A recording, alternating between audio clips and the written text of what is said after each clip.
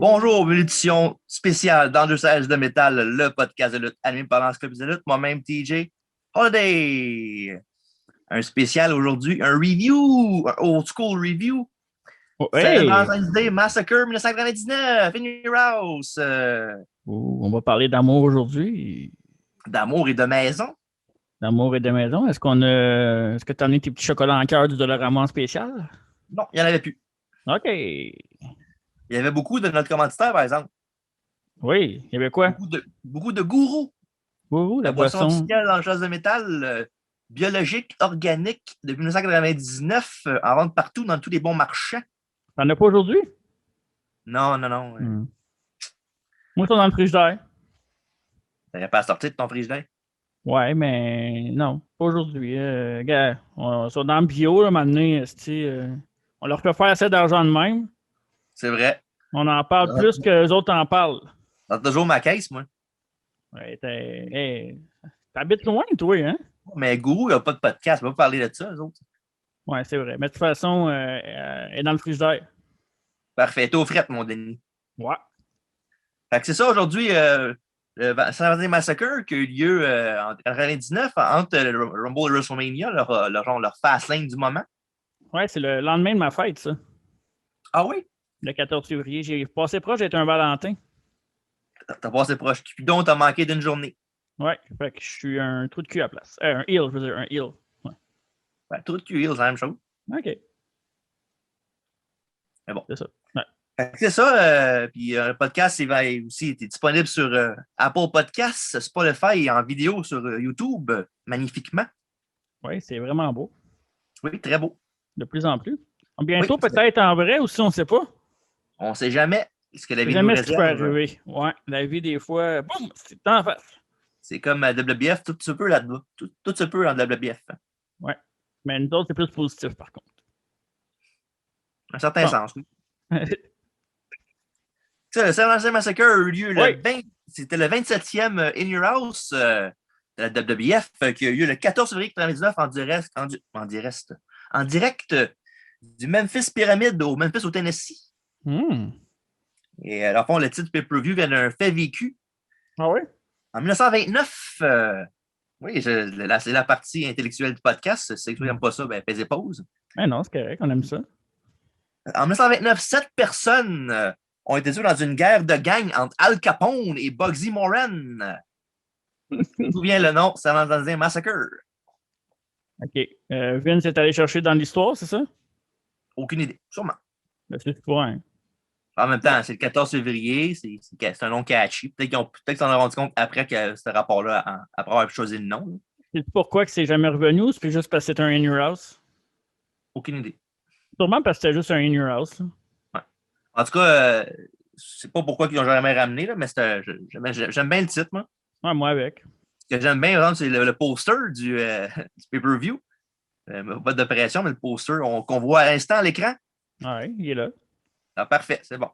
Ouais, non, pas de pression. T'as tous mes petits trucs, toi. Ouais. Ça connaît en Christ. Parfait. Fait que dans le Dark Match de la soirée, l'équipe de Too Much, Brian Christopher et Scott Taylor, ont battu les Hardy Boys. Enfin, l'équipe de Too Much, évidemment, c'est l'équipe qui est devenue Too Cool par la suite.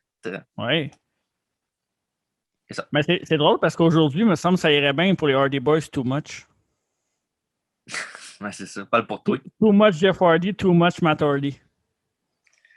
Bref, c'est pour un autre podcast pour une autre fois, ça. Oui. Fait que, dans le fond, j'ai regardé avant le pay-per-view, il y avait Heat, Sunday Night Heat qui avait eu lieu avant, juste un petit peu avant, 1 heure avant le pay-per-view officiel. Oui. Je vais y aller rapid fire de tout ce qui s'est passé parce qu'en 1 heure, là, il y a eu beaucoup, beaucoup de choses. On dirait quasiment que c'est pas comme Steven Souza était le booker dans ce temps-là. Ou le deuxième booker, si on veut. C'était lui? Ah oui, c'était lui le bras droit de Vince. On va commencer avec une promo in-ring de M. McMahon qui était là. En gros, il montre sa victoire du Rumble, puis aussi qu'il a piné Austin la veille dans un gauntlet match. Puis, dans le fond, il donne une dernière chance à Austin de revenir à ses sens et d'empêcher le combat de ce soir. Puis, il dit que s'il a peu sa réponse avant la fin de Heat, il va aller le chercher backstage s'il n'a pas le guts de l'affronter. Ben oui. Puis évidemment, Austin qui regarde backstage, il réagit comme on ferait tout le temps, en lançant sa TV sur le mur. Oui, ben oui. Surtout quand c'est pas la tienne. Ouais, c'est sûr. Après ça, Mankind, la visite de son entraîneur qui l'a entraîné pour lutter, Dominic DeNucci, Oh! qui a amené avec lui Bob Backlund et Aaron Sheik pour l'aider dans la préparation de match de ce soir contre The Rock. Après ça, on a un combat Test qui a affronté Viscera, un match-up Corporation contre la Ministry of Darkness. Ouais. Un match de 2 minutes où Viscera a gagné par DQ quand le Big Boss Man est arrivé pour frapper tout le monde avec son Nightstick en font Viscera et Midian. Oui. Ben, surtout qu'il y avait un match plus tard dans la soirée. Exactement. Ouais. Michael Toole qui interview Mr. Ass backstage. Puis M. Ass, en fait, dit que toutes les pots de main sont acceptés pour le combat de ce soir parce qu'il est l'arbitre spécial entre Shamrock et Val Venus. Mm-hmm. Après ça, on a The Rock qui interview des demoiselles backstage pour donner sa prochaine masseuse. Puis évidemment, il prend tout en même temps, il les traite toutes de putes à 2 piastres. Puis il dit: je veux rien savoir de vous autres, bye bye. Wow. Okay. Une autre époque. Oui. Ça passerait pas aujourd'hui. Hey, mais par contre, Sunday Night Heat, là, je trouvais que c'était quand même un Christy de bon pre-show. Ouais, c'est le fun. Moi, je trouvais ça intéressant. On dirait qu'il y avait plus d'action à Heat dans le temps qu'à Star. Tu sais, à Star, Dès le début, oui. Ouais, non? Ouais. Ben, des débuts, oui, là, mais à un moment donné, ça a commencé comme ça stagnait un peu. Là, Ouais. Mais il y a déjà eu des changements de titre à Heat aussi. Ouais, c'est très, très rare. Là. C'est quoi le plus gros déjà qu'il y avait eu, il me semble? C'était pas Christian ou. Le seul que je me souviens de mémoire là, à 100%, c'est Light Heavyweight Title qui avait eu lieu. C'était Gilbert qui était champion. Ouais. Il a défendu contre Esserios qui était avec Lita dans ce temps-là. Ouais. Il avait gagné. Puis sinon, il me semble que j'ai déjà vu le champion par équipe changer de main à cette ouais, il me semble qu'il y avait un plus gros deal que ça à un moment donné. Là, ouais, ça se peut. Je te parle de off the top of my head là, que je me rappelle. Je vais essayer de faire mes recherches là-dessus. Parfait. Après ça, on a Jerry the King Lawler qui est introduit à la foule de sa ville natale à Memphis. Non, il y a un très gros pop. Il reçoit, parlant de gros pop, il reçoit en entrevue Debra. Et elle propose un match 3 contre 3 à Ivory avec évidemment leur équipe respective. Debra qui est avec Judge et Owen Hart et Ivory qui est avec D'Lo et Mark Henry. Ouais, évidemment, ça tombe en 4 fights et tout le monde vient séparer les 2 demoiselles. Après ça, on a Iron Sheik qui monte à Mankind qui va faire les Persian Club. Enfin, il y a ses 2 gros bâtons puis il fait de même d'un. Hein, parce qu'Iron Sheik faisait souvent dans ses promos dans le temps. Ouais. Après ça, on a Michael Cole qui demande à Stone Cold s'il va faire ce que M. McMahon a dit tantôt. Puis Austin répond de la façon que j'aurais répondu avec quand il vraiment en porte d'en face. Après ça, on a Mr. Ass qui rouvre une enveloppe remplie d'argent et reçoit la visite de Ryan Shamrock. La très charismatique Ryan Shamrock, hein? Elle était toute jeune à l'époque. Oui, aujourd'hui, elle n'est pas plus. Es-tu encore dans le business? Non, je pense pas. Non, elle n'est plus dans le business, puis je vais te mettre à faire. Là. Elle est mariée avec qui, sais-tu? Tu me l'as déjà dit dans un podcast pour une couple de mois, je pense. Peut-être pas, mais peut-être que je t'ai déjà dit avant ça, peut-être. Avec? Avec Davari. Oui, tu me l'as dit, c'est ça. C'est dans un podcast. Oui, tu me l'avais dit. Parfait. Ça veut dire qu'elle est encore backstage des fois? Ou c'est pas le même Davari? Non, Davari, je pense qu'il est producer à WB, je pense aussi. OK. Son frère, il lutte, puis lui... Est-ce que c'était sa vraie sœur à Ryan? Non, c'est pas la vraie sœur Ken Shamrock. C'est quoi son vrai nom? Il a même sorti ensemble à un moment donné. Ouais, pas longtemps, mais c'est déjà arrivé. Ça m'étonne que Ben ne s'est pas fait une storyline à l'écran pour rendre le monde. Il faut pas jumper de Billy Gunn, mais j'en parle tantôt. Pas vrai? À suivre. J'ai ça quand il faut attendre. On est dans un sujet, il faut toujours attendre. Mais c'est parce qu'elle va être tantôt dans le pay-per-view, Ryan Shamrock, tantôt. Ben oui, je sais. Mais là, le monde qui l'écoute, là, qui écoute le début, mettons, parce qu'ils ont le spaghetti sur le four. Non, nuance. C'est toi qui veux savoir ça tout de suite. Mets pas le monde dans le même bateau que toi. Il n'y a pas de bateau ici. Oh! Blue Wyatt qui revient.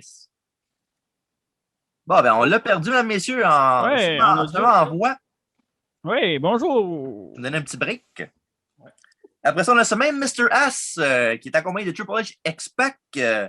Il vient affronter son adversaire de ce soir, Tiger Ali Singh. Oh, yeah. Tu Marc, tu m'avais posé un quiz à un moment donné, tu m'avais demandé ce match-là, c'était quoi? Tu avais dit l'évoqué sur le pay-per-view. Oui. Et c'est ça. Et voilà, c'est sur Arsenal Heat. Merci d'avoir trouvé une création de quiz encore une fois. Non, c'est pas vrai, ça. Oh oui. En fond, même M. Ass qui luttait avec son chalet d'arbitre. Puis le match a duré un gros 40 secondes. Oh, le revoilà. Yes, sir. Oui, en 40 secondes, oui. Hey, Billy Gunn! Ouais. Parlais-tu de Billy Gunn? Ouais, c'est ça. Ben oui, mais oui, quoi? Vas-y, continue. Ah ben c'est ça, le Triple H puis X-Pac étaient en fait des commentaires pendant un gros 40 secondes au micro. Mm-hmm. Puis, il y a dans le match de 40 secondes, il y a un ref bump. Imagine-toi un match de Tiger Ali Singh puis Mr. Astro, il y a un ref bump. Après ça, un famouser, et Val Venis vient faire le compte de 3 pour Billy Gunn, mais c'est pas l'arbitre. Après ça, Shamrock vient se battre avec Val Venis. Mr. Ass pousse Shamrock en bas du ring, il frappe lui-même Val Venis. Puis Shamrock continue à frapper Val Venis pendant que Bossman et Tess viennent le séparer de Val Venis, dans le fond. Ça, c'était les grosses storylines pour l'Intercontinental dans le temps. Ouais, mais Chris, 40, c'est un spot d'un affaire de 2 minutes avec 26 000 affaires en même temps. Chris, mais par contre, il y a une affaire que j'aimais à cette époque-là qu'on ne voit plus aujourd'hui. Même si les lutteurs étaient moins bons, moins forts, si on veut, là, au moins, il y avait des storylines autour des ceintures, genre intercontinentales, européennes. Il n'y avait pas US dans le temps, mais light heavyweight. On dirait qu'il y avait du jus, il y avait de la corde pour ces ceintures-là, tandis qu'aujourd'hui, même les tag teams, ouais, c'est ça. Mais tu sais, c'est pas parce que t'es mid-card ou t'es en bas de la carte que tu peux pas rendre une storyline intéressante. Là. Non, c'est sûr. Ça, c'était une des grandes forces de Vince Russo, ça. Puis Vince Russo, dans ce temps-là, c'est qu'il y avait tant de storylines pour tout le monde. C'est ça, exact. On avait déjà parlé de ça. Là. Ouais. Mais c'est l'affaire qu'il faut répéter souvent parce que Vince Russo, avec les affaires de crap qu'il a faites, d'ailleurs, on peut pas y enlever. J'ai lu de quoi récemment sur Vince Russo, puis j'étais assez d'accord avec lui. C'est un peu troublant. Là. Il parlait justement de la victoire de Lashley contre The Miz. Il disait que si c'était juste de lui, cette storyline-là, il la ferait comme une storyline de boxeur, genre un genre de trilogie de combat entre McIntyre et Lashley. Un peu comme de la boxe, un peu comme Ali Fraser, si on veut. Là. Ouais. Puis qui finirait à SummerSlam. Puis moi, je t'avais dit, il devrait continuer jusqu'à SummerSlam puis s'échanger le titre un peu. Là. OK. Ben, ça, c'est correct. C'est pas un hot take tant que ça. Là. Non, je sais, mais je trouvais ça intéressant comme point de vue parce que c'est aussi le mien. Ouais. Non, ça va être ça. Parce que mais c'est pas mauvais là, comme idée, non? Non, c'est sûr. Mais regarde, on ne sait pas ce qu'ils vont faire encore. Là. Je sais qu'on souvent on dit on laisse les affaires aller, il y a une storyline derrière ça. Des fois, trois constants, ils l'ont pas pantoute. Je vais te poser 2 questions avant que tu continues. Je ne vais pas t'enlever. C'est quand même un podcast. C'est oui. J'ai 2 questions. La première, c'est tu penses-tu et est-ce que tu le ferais revenir Vince Russo? Non. Non? Non. OK, pourquoi? Parce que le booking de la WWE est assez crap de même que je ne veux pas avoir un par-dessus. Puis il a prouvé que c'était pas juste WWE qui faisait des affaires de crap. C'est vraiment partout ce qui a été. Là. OK. Puis lui, il a encore une bonne relation? Là? J'en doute très fort, là, mais quoi que je sais pas. Là, je ne suis pas le behind the scenes, c'est que je pourrais pas te dire. Mais il me semble que non. Surtout qu'en plus de ça, il y a des gars comme Pritchard qui sont encore là. Fait que je pense pas que Vince Russo serait le gars qui serait welcome avec des bros verts. Là. Ouais, mais au moins, il pourrait essayer des affaires que, tu sais, comme ce genre de. En tout cas, je sais pas. C'est pas des affaires qu'il essaierait, lui, c'est pas des affaires qui seraient politiquement correctes aussi en 2021. Là. Ouais, mais t'es pas obligé de les accepter. Tu peux juste prendre les idées, non? Ouais, mais c'est 3 fois ces idées, c'est des idées de même qu'il y a dans sa tête, lui. Ouais. En tout cas. Okay. Bref, on continue ça avec après ça. Dominic DeNucci qui t'amène quand que la solution pour battre The Rock, c'est un dropkick puis un elbow. Ben oui. Un bon coach. Ouais. Après ça, Vince, il dit à Patterson et Briscoe qu'il ne veut pas que personne interfère dans le match contre Austin ce soir. Aucune intervention corporative, c'est important. Mm-hmm. Après ça, Bob Backlund montre à Mankind comment faire une course avec les marches, tu sais, comme tu fais quand tu t'entraînes, hein, à la Rocky. Puis, il fait genre 6 marches, après ça, il lève les bras dans les airs. Mankind, Bob Backlund. Ouais. J'espère. Sauf que The Rock, par derrière, l'attaque avec une grosse cruche de café en métal. En métal? Oui. Et puis, il ramasse dans la jambe, puis, toi, tu l'as pas vu, je sais, mais il y a genre, sont dans des marches. Mm-hmm. Tu sais, il y a genre des poteaux pour tenir genre, en chaque marche. Puis il y a genre une palette de bois qui tient de même out of nowhere. Évidemment, le Rock la pointe pour la péter sa jambe à Mankind. Tu sais. Puis après ça, le monde se demande ben, c'est une bonne stratégie de The Rock parce qu'évidemment, un last man standing, mais ça le dit standing. Fait que si t'as mal à une jambe, mais c'est plus dur de se lever dans ce temps-là. Ouais. Fait que c'est ça. Et pour terminer, le Heat rempli de plein de rebondissements. Ouais. On a M. McMahon qui est dans le ring pour avoir la réponse de Stone Cold, mais il reçoit la visite du commissaire Shawn Michaels qui est de retour après avoir mangé un beatdown de la Corporation dans le parking lot. Puis après ça, évidemment, Austin vient ensuite confronter Vince. Et Vince essaie de le fâcher puis qu'il s'arrange pour le frapper parce que si Austin le frappe, il perd son combat de ce soir. Évidemment, Vince l'écœure puis il crache d'en face. Puis Austin prend le micro pour dire comme quoi je te ferai. La seule affaire qui va arriver, c'est que je vais nettoyer ton crachat avec ton sang de tantôt sous moi. Oh. Ça, c'est le genre de stipulation que j'aimais à l'époque. Tu n'as pas le droit de toucher l'autre. Et, à un moment donné, ils ont commencé à le faire trop souvent. Là. Mais il y a une couple d'affaires pas pires. Justement, Orton et Triple H ont fait tout ça un moment donné. Ouais. Parce que Orton insultait la famille à Triple H, puis Triple H revenait dans le ring, puis genre, il était en tabarnak, mais finalement que l'autre a frappé sa famille pareil. Là. Ouais, c'est ça, un par un. Là. Mais ça, c'était vraiment cool. Là. Ouais. Ben, c'est ça, tout un hit, comme j'ai dit, puis là, on est rendu au show principal. Oui. On commence le peu avec un intro qui commence avec des images de Vince Austin sur une tune quand même assez catchy. On dirait une tune des années 50, une musique d'amour. Ben oui, normal, c'est à Saint-Valentin. Ben oui, puis évidemment, c'est des images d'Austin puis l'autre qui se frappe d'en face, puis tout ça, évidemment. Parfait, ça. Puis après ça, la tune elle transfère vers une tune plus dark. Une tune que je vais t'apprendre de quoi de. Ouais, c'est pas si spécial que ça, mais quand même. La tune est utilisée pour une tune d'entrée de lutteur par la suite. Oui. Et celle de Luke Gallows en tant qu'était le SIS avec CM Punk. Wow. Ouais, c'est bizarre. C'est vrai que c'est pas tant intéressant que ça. Ben, c'est bien, mais oui. J'aime ça les packs de même. L'excellent Luke Gallows.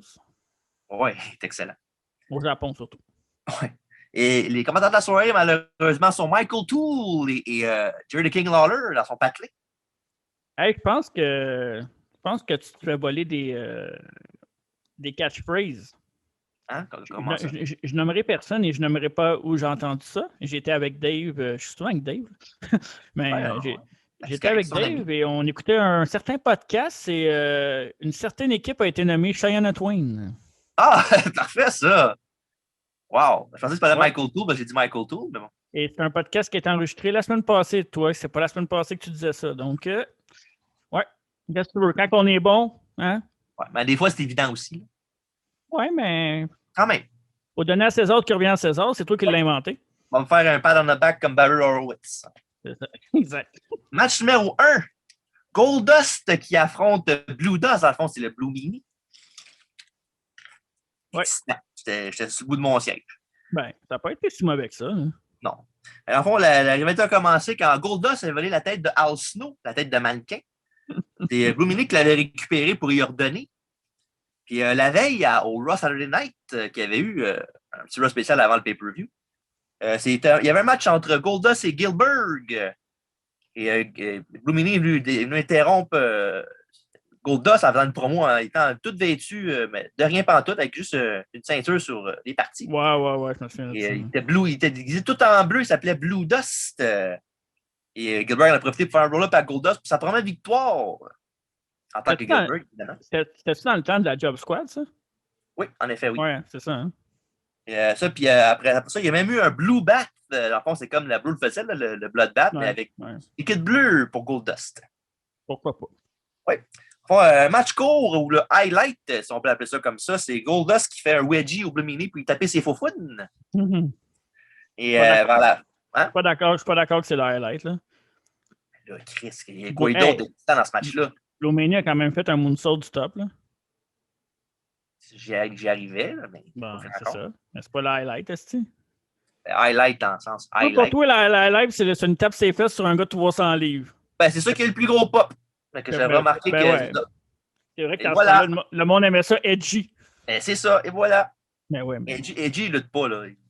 Edgy? Edge. Ah, c'est... Laisse faire. Ouais, c'est ça, puis comme tu as si bien mentionné, Meanie qui fait un moonsault, mais il n'y a personne dans la piscine. Et Goldust fait son curtain call. En fond, c'est comme un reverse DDT, mais avec élévation, un peu comme Devon Dudley fait aussi. Comme la tune aussi de YouTube. Elevation, oui. Ouais, c'est ça. Et ça, puis pour la victoire de Goldust, et après le combat, Goldust, il fait son Shattered Dreams sur un gros pop de la foule. Et ça. En fait, un match pas mal bof pour commencer le gala de ce soir. Ouais, mais c'était pas le meilleur match, mais c'était très divertissant. Là. Ben, c'était très court aussi, là, ce qui est tant mieux. Ben, c'est ça. Je pense pas que tu aurais voulu que ça soit vraiment long. Là. Non, en effet. T'as bien raison. Moi, on dit que t'es néfatiste, ça n'a pas d'allure. Hey, le gars qui a un match de Big Boss Man contre Bam Bam Bigelow à Rumble 93, on se calme, s'il vous plaît. Hey, c'est pas mal plus facile de pogner un match de Bret Hart. Puis, à un moment donné, il faut que tu ailles ailleurs. C'est parce qu'on fait le meilleur match la soirée, pas le meilleur match pour faire différent des autres. Mais non, je le sais, mais. C'est ça. T'es de mauvaise foi. T'es de mauvaise foi, TJ. T'es de mauvaise foi. Dans ton trou. OK, parfait. Fait que c'est ça. Et pas longtemps après ce match-là, Blue Meanie va faire équipe avec Goldust, avec Ryan Shamrock aussi plus tard. Puis Blue Meanie va appeler Goldust Mommy. J'ai hâte. Ouais, c'était vraiment excitant. Ouais. Après ça, on a un recap de la confrontation entre Vince et Austin à Heat, qu'on a dit tantôt, que je ne le répéterai pas. J'espère. Match numéro 2. Pour le championnat hardcore, Al Snow avec Ed a affronté Bob Holly pour la ceinture hardcore. Oui, un bon vieux hardcore, là. Ça fait du bien, ça. Et dans les premières semaines de 99, Al Snow et Road Dogg formaient une équipe hardcore, si on veut. Ouais. Ils étaient partenaires pour des combats ensemble, mais après une défaite contre les Acolytes, Bradshaw et Farouk, Al Snow a challengé Road Dogg pour savoir qui était le plus hardcore des deux. Et quand Road Dogg a été trouvé inconscient backstage, Al Snow a fait un combat hardcore contre lui-même. Il s'est donné des coups de chaise d'en face, puis il a fait un moonsault sur une table avec personne dessus. Puis il y a Bob Holly qui est venu lui parler, enfin, qui était avec lui dans la Job Squad dans ce temps-là. Oui, c'est vrai. Puis Al Snow, évidemment, il a commencé à le frapper. Puis évidemment, ça a fait que les deux ont fait vu que Road Dogg était incapable de lutter pour ce soir, c'est Bob Holly qui prend la place de Road Dogg pour affronter Al Snow. Moi, j'aurais aimé ça être à l'entour de la table créative, puis dire OK, les boys. OK, les boys, qu'est-ce qu'on fait? Ouais. Qu'est-ce qu'on pourrait faire? C'est que Al Snow se batte lui-même, fasse un moonsault sur une table. Hey, c'est vraiment bon, ça, comme idée. Mais le pire, c'est que, ça arriverait aujourd'hui, là. Ils diraient, on fait quoi avec Al Snow? Il fallait lutter à main event, là.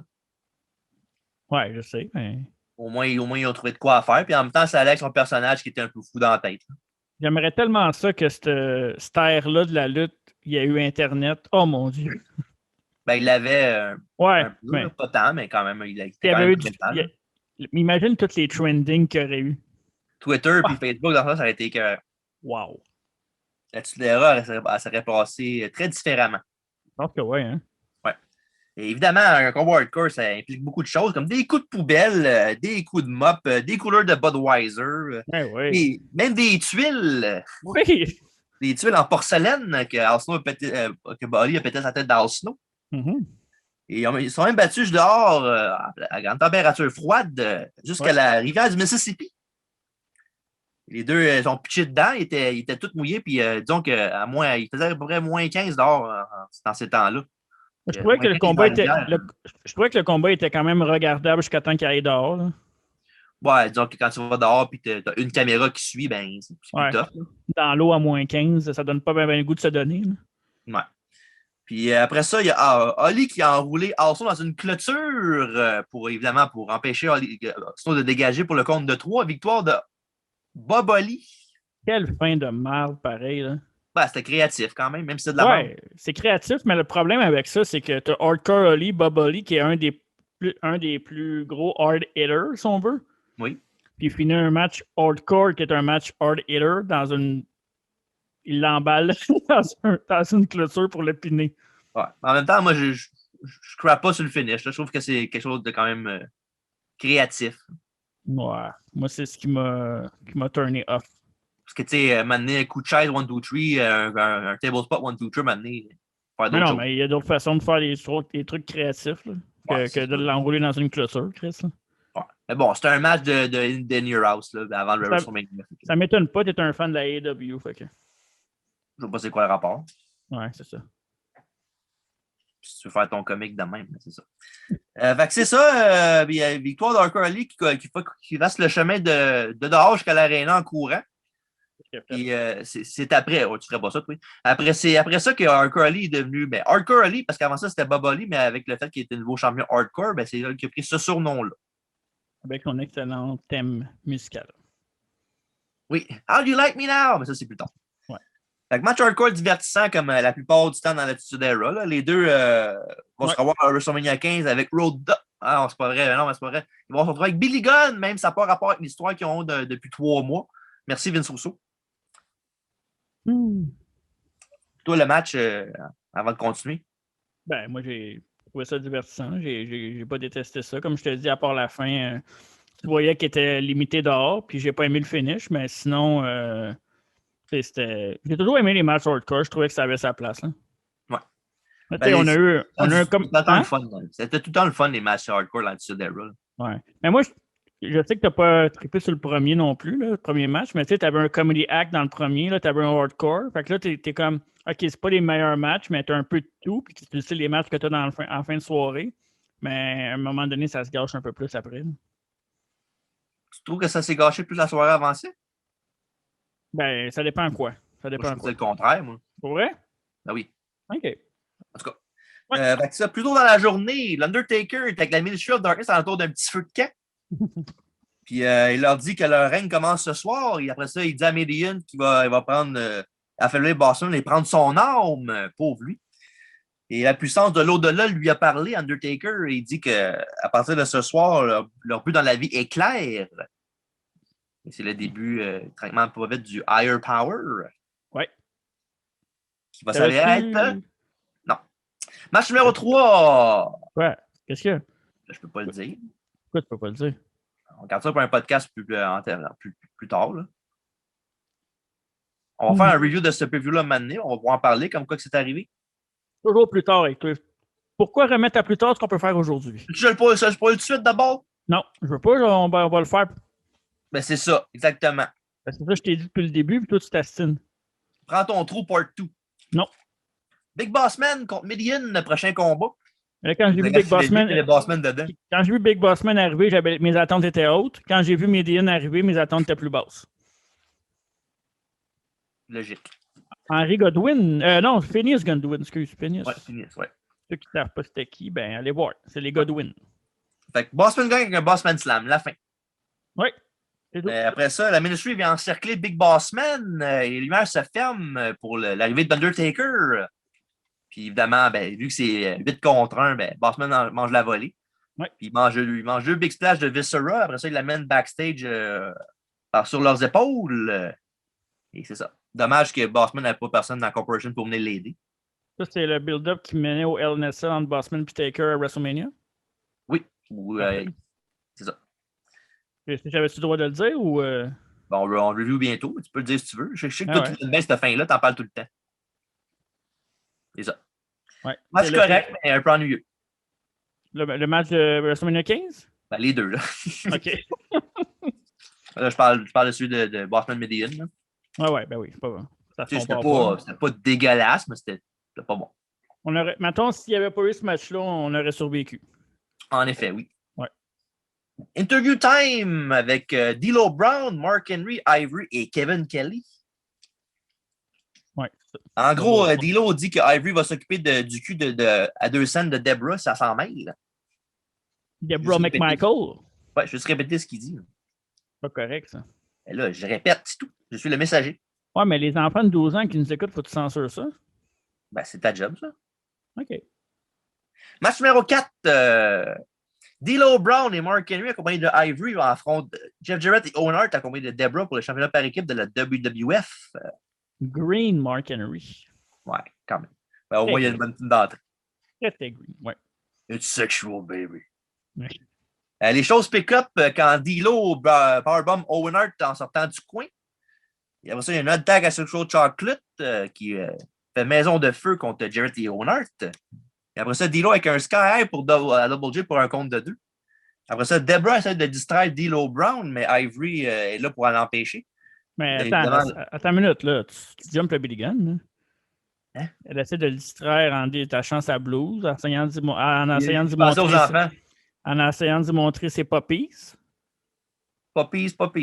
Hein? Dans ce temps-là, c'était ça le mot, puppies? Oui, c'était le mot clé. Parfait.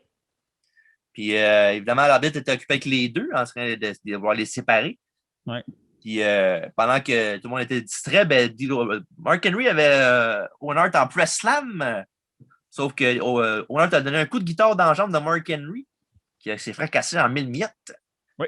Et évidemment, après ça, Mark Henry a abandonné sur le figure 4 de Jeff Jarrett pour aider Jarrett Owen Hart à garder les ceintures WBF Tag Team. Et c'est là qu'on peut voir que c'est une autre époque que Mark Henry abandonne sur une submission de Jeff Jarrett. Hein.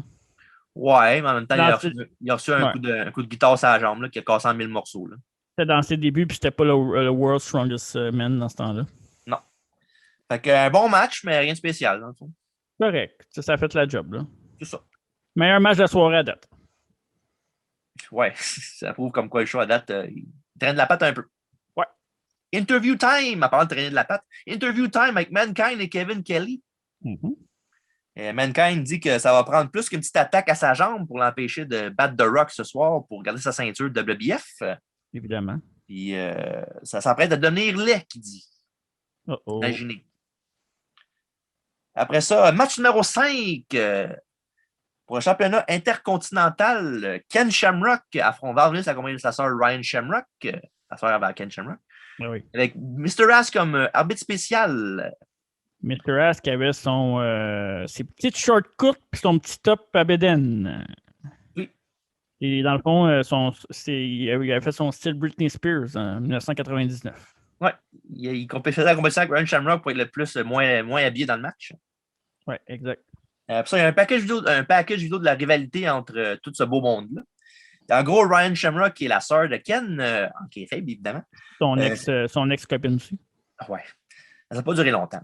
C'est fait un mooné par Billy Gunn qui a montré sa tribu, mais ça aurait été dans No Mercy, ça aurait été censuré. Mais, mais non, c'est fait mooner par Billy Gunn et en plus, ça s'est fait faire une petite danse par Val Venis. Avec la chanson. Ouais. Puis Shamrock, on sait très bien que c'est un gars qui a beaucoup de tact. Oui, ben oui. Il a très bien pris la duel. Il snap jamais. Puis il a attaqué les deux. Après ça, Venus et Ryan Shamrock ont fait des films 3X ensemble. Ouais. Dont les fameux titres Sister Act et Saving Ryan's Privates.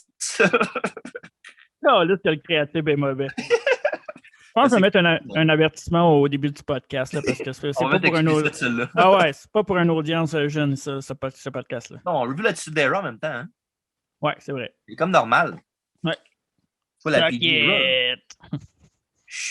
Fait que c'est ça. Puis pendant un moment où il attaquait Val Venis, deux arbitres sont venus les séparer, mais Shamrock a fait un belly to belly suplex à un des arbitres. Fait que c'est évidemment le pourquoi que Billy Gunn est arbitre spécial, parce que les refs ne veulent rien savoir de Shamrock parce que, comme on dit, il y a beaucoup de tact. Oui. Compétition Louis Steiner pour la Shortest Fuse in Wrestling. C'est sûr que quand tu n'as personne qui veut faire l'arbitre, le gars à mettre ses Billy Gunn, c'est lui qui va contrôler la situation. Monsieur Pigtail. Salut Dave. Oui. Dave qui va être là à la fin du podcast pour le quiz, on le rappelle. Parfait. On ne l'a pas dit, là, mais. Ah ouais, c'est vrai. On ne le rappelle pas. On se le rappelle à nous autres, puis on vous le dit à vous autres. Exact.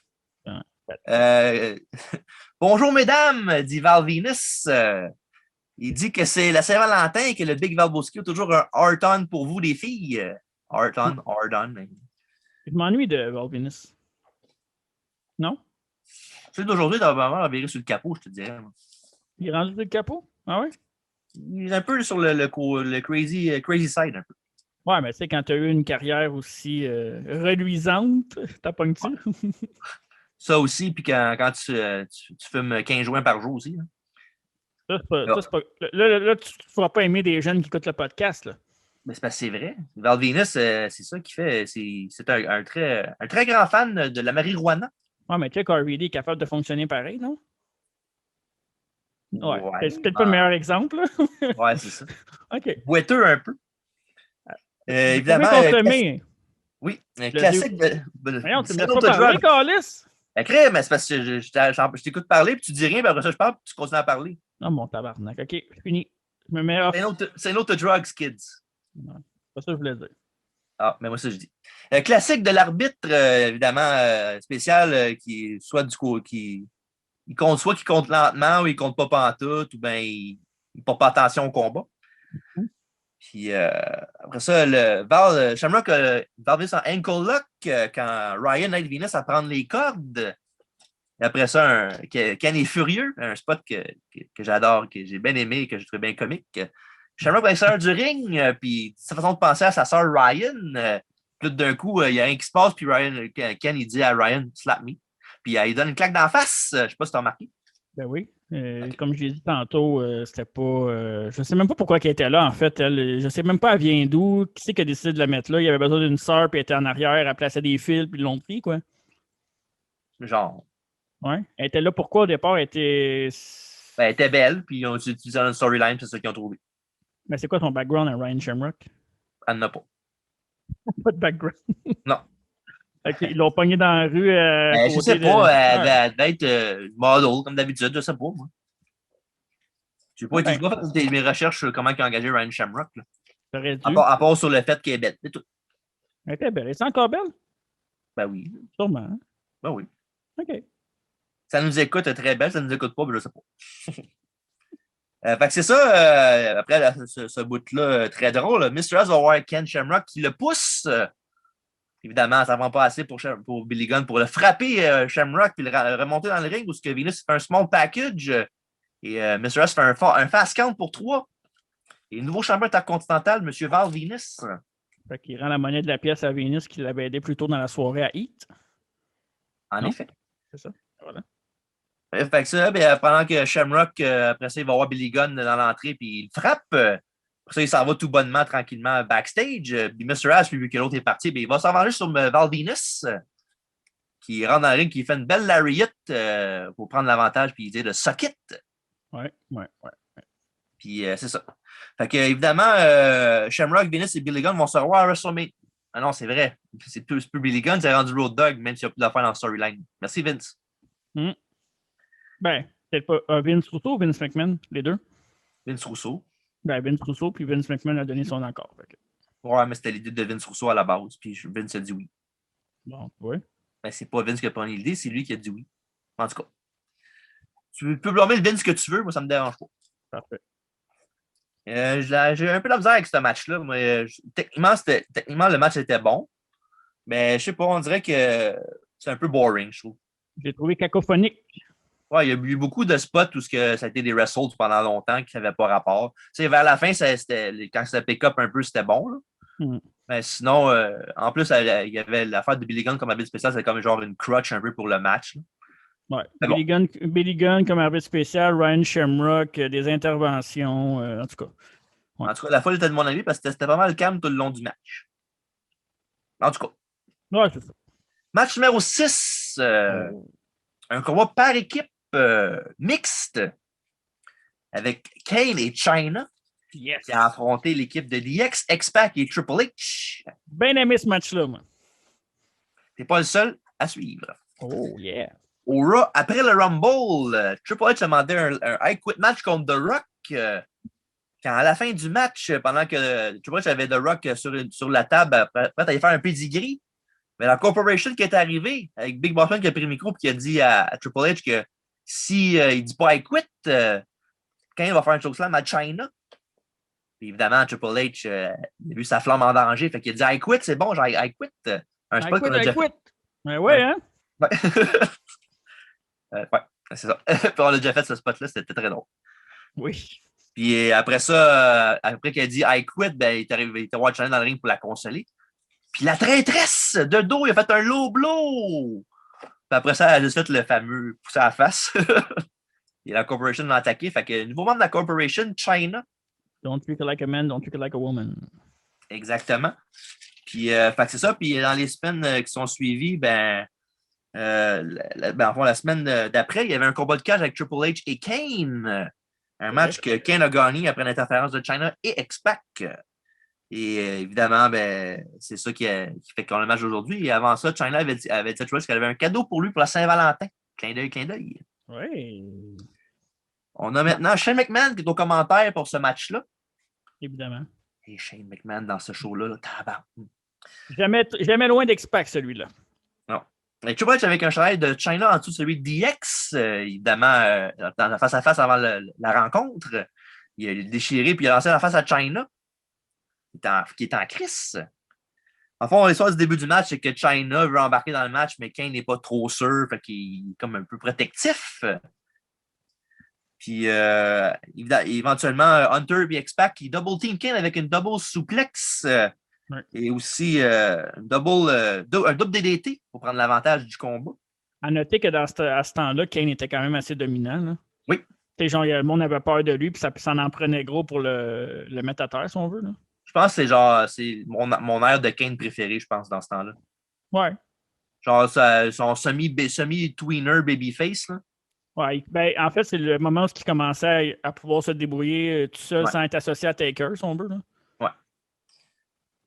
Puis c'est ça, comme j'ai dit, à l'extérieur du ring, il y a Kane qui a foncé sur X-Pac, qui s'est tassé et qui a mangé le poteau. Puis tout de suite après, X-Pac a frappé Shane avec une solide droite. Puis j'étais bien content qu'il l'ait frappé parce qu'il gossait en tabarnak au commentaire. Il a juste crié. Ouais. Même Aïd, c'était pareil. Aïd, c'était lui le commentateur avec Kevin Kelly. Là. Ouais. Puis tabarnak, il était fatigant. C'est comme s'il voulait c'est trop d'attention. Ouais. Je te dis, en tout cas, il gossait vraiment. Il était vraiment dans sa passe wannabe rapper, là, tu sais, genre, je sais pas, genre, il veut trop en mettre, là. Ouais. C'était fatigant. Trop cool. Ouais, c'est ça. Puis éventuellement, il y a un face-à--face entre Chyna et Triple H. Puis Hunter frappe Chyna qui fait un très beau bump. Puis il a envolé dans les airs. Ouais. 2 fois plutôt qu'une. Après ça dégénère, la ponctue. Ben oui, des générations X. Exact. Tes jokes sont toujours aussi mauvaises. Ben non, elle n'est pas mauvaise. C'est un play on word. Ben oui. T'es pas assez vite pour t'en rendre compte, c'est pas grave. C'est ça. Tout le monde est là dans le ring. Bronco Buster de X-Pac sur Chyna, une affaire qu'il va faire plus tard avec elle, une couple de fois. Oh my God. OK, là. Mais explicite, c'est correct. Et est-ce qu'il faut que je mette des extraits de One Night in China ou... Ben là, non, là. Non? Ben, si tu veux, c'est toi. Non, je peux pas. YouTube ne voudra pas, puis les effets sonores, non. Hey, je mettrai une vidéo d'X-Pac qui dit socket à la place. Socket! Hey, t'as-tu encore ton masque d'X-Pac? Non, je ne l'ai plus, non. OK. Dommage, hein? Ouais. Il avait un masque d'X-Pac. Oui. Un masque très populaire aux côtés de mes amis. Ouais, en tout cas. Ah, Marc? Oui. En tout cas, on a vu des choses qu'on ne voulait pas voir. Et vu que c'est explicite comme show, c'est ça, on peut le dire. Ouais. Rated R. Super. Après ça, Shane a attaqué X-Pac de dos. Oui. Évidemment, Shane et X-Pac, Shane s'est poussé avec l'autre, il l'a poursuivi jusqu'au backstage. Pendant ce temps-là, tu vois, il était tout seul contre Kane et Chyna. Il a réussi à prendre Chyna en position de pedigree, sauf que malheureusement pour lui, Kane était là pour le prendre en chokeslam. Et évidemment, après ça, il a pris Chyna et il l'a déposé sur Hunter pour le compte de 3. Oui. Vainqueur du combat, Kane et Chyna. Rien de plus cruel que de se faire battre par son ancienne petite copine. C'est vrai. Ouais. Bon match très solide. Très, très solide. Chyna a bien paru, puis c'était la fin à faire. Je trouvais ça excellent. Ouais. Chyna, elle a toujours été bonne dans le ring. C'est peut-être pas elle n'a pas le plus grand charisme, elle n'avait pas besoin elle n'était pas là pour ça non plus. Là. Ouais. Et c'était les muscles. Mention honorable au pantalon de Triple H que j'ai adoré. Ben, tantôt, je parlais de Kane comme quoi c'était mon air préféré de Kane. Mais lui aussi, Triple H en DX, surtout Babyface DX, je le trouvais vraiment hot pour vrai. Ouais, c'est dans le même temps qu'il y a eu pas loin qu'il y a eu son combat de ladder match contre The Rock en 99. Hein? Ouais, c'est une couple de mois avant ça, peut-être 3-4 mois avant. Ouais, j'avoue. Puis X-Pac, à part, il a tellement fait de niaiseries, on l'associe plus à ça, mais ça a toujours été un lutteur solide. Solide, toujours intéressant. Ses meilleures années étaient en 1, 2, 3 Kid pour les storylines, pour les matchs, mais il est tout le temps intéressant à voir dans le ring. Là. Il a toujours été reconnu backstage comme un des meilleurs gars pour faire un match de A à Z. Là. Ouais.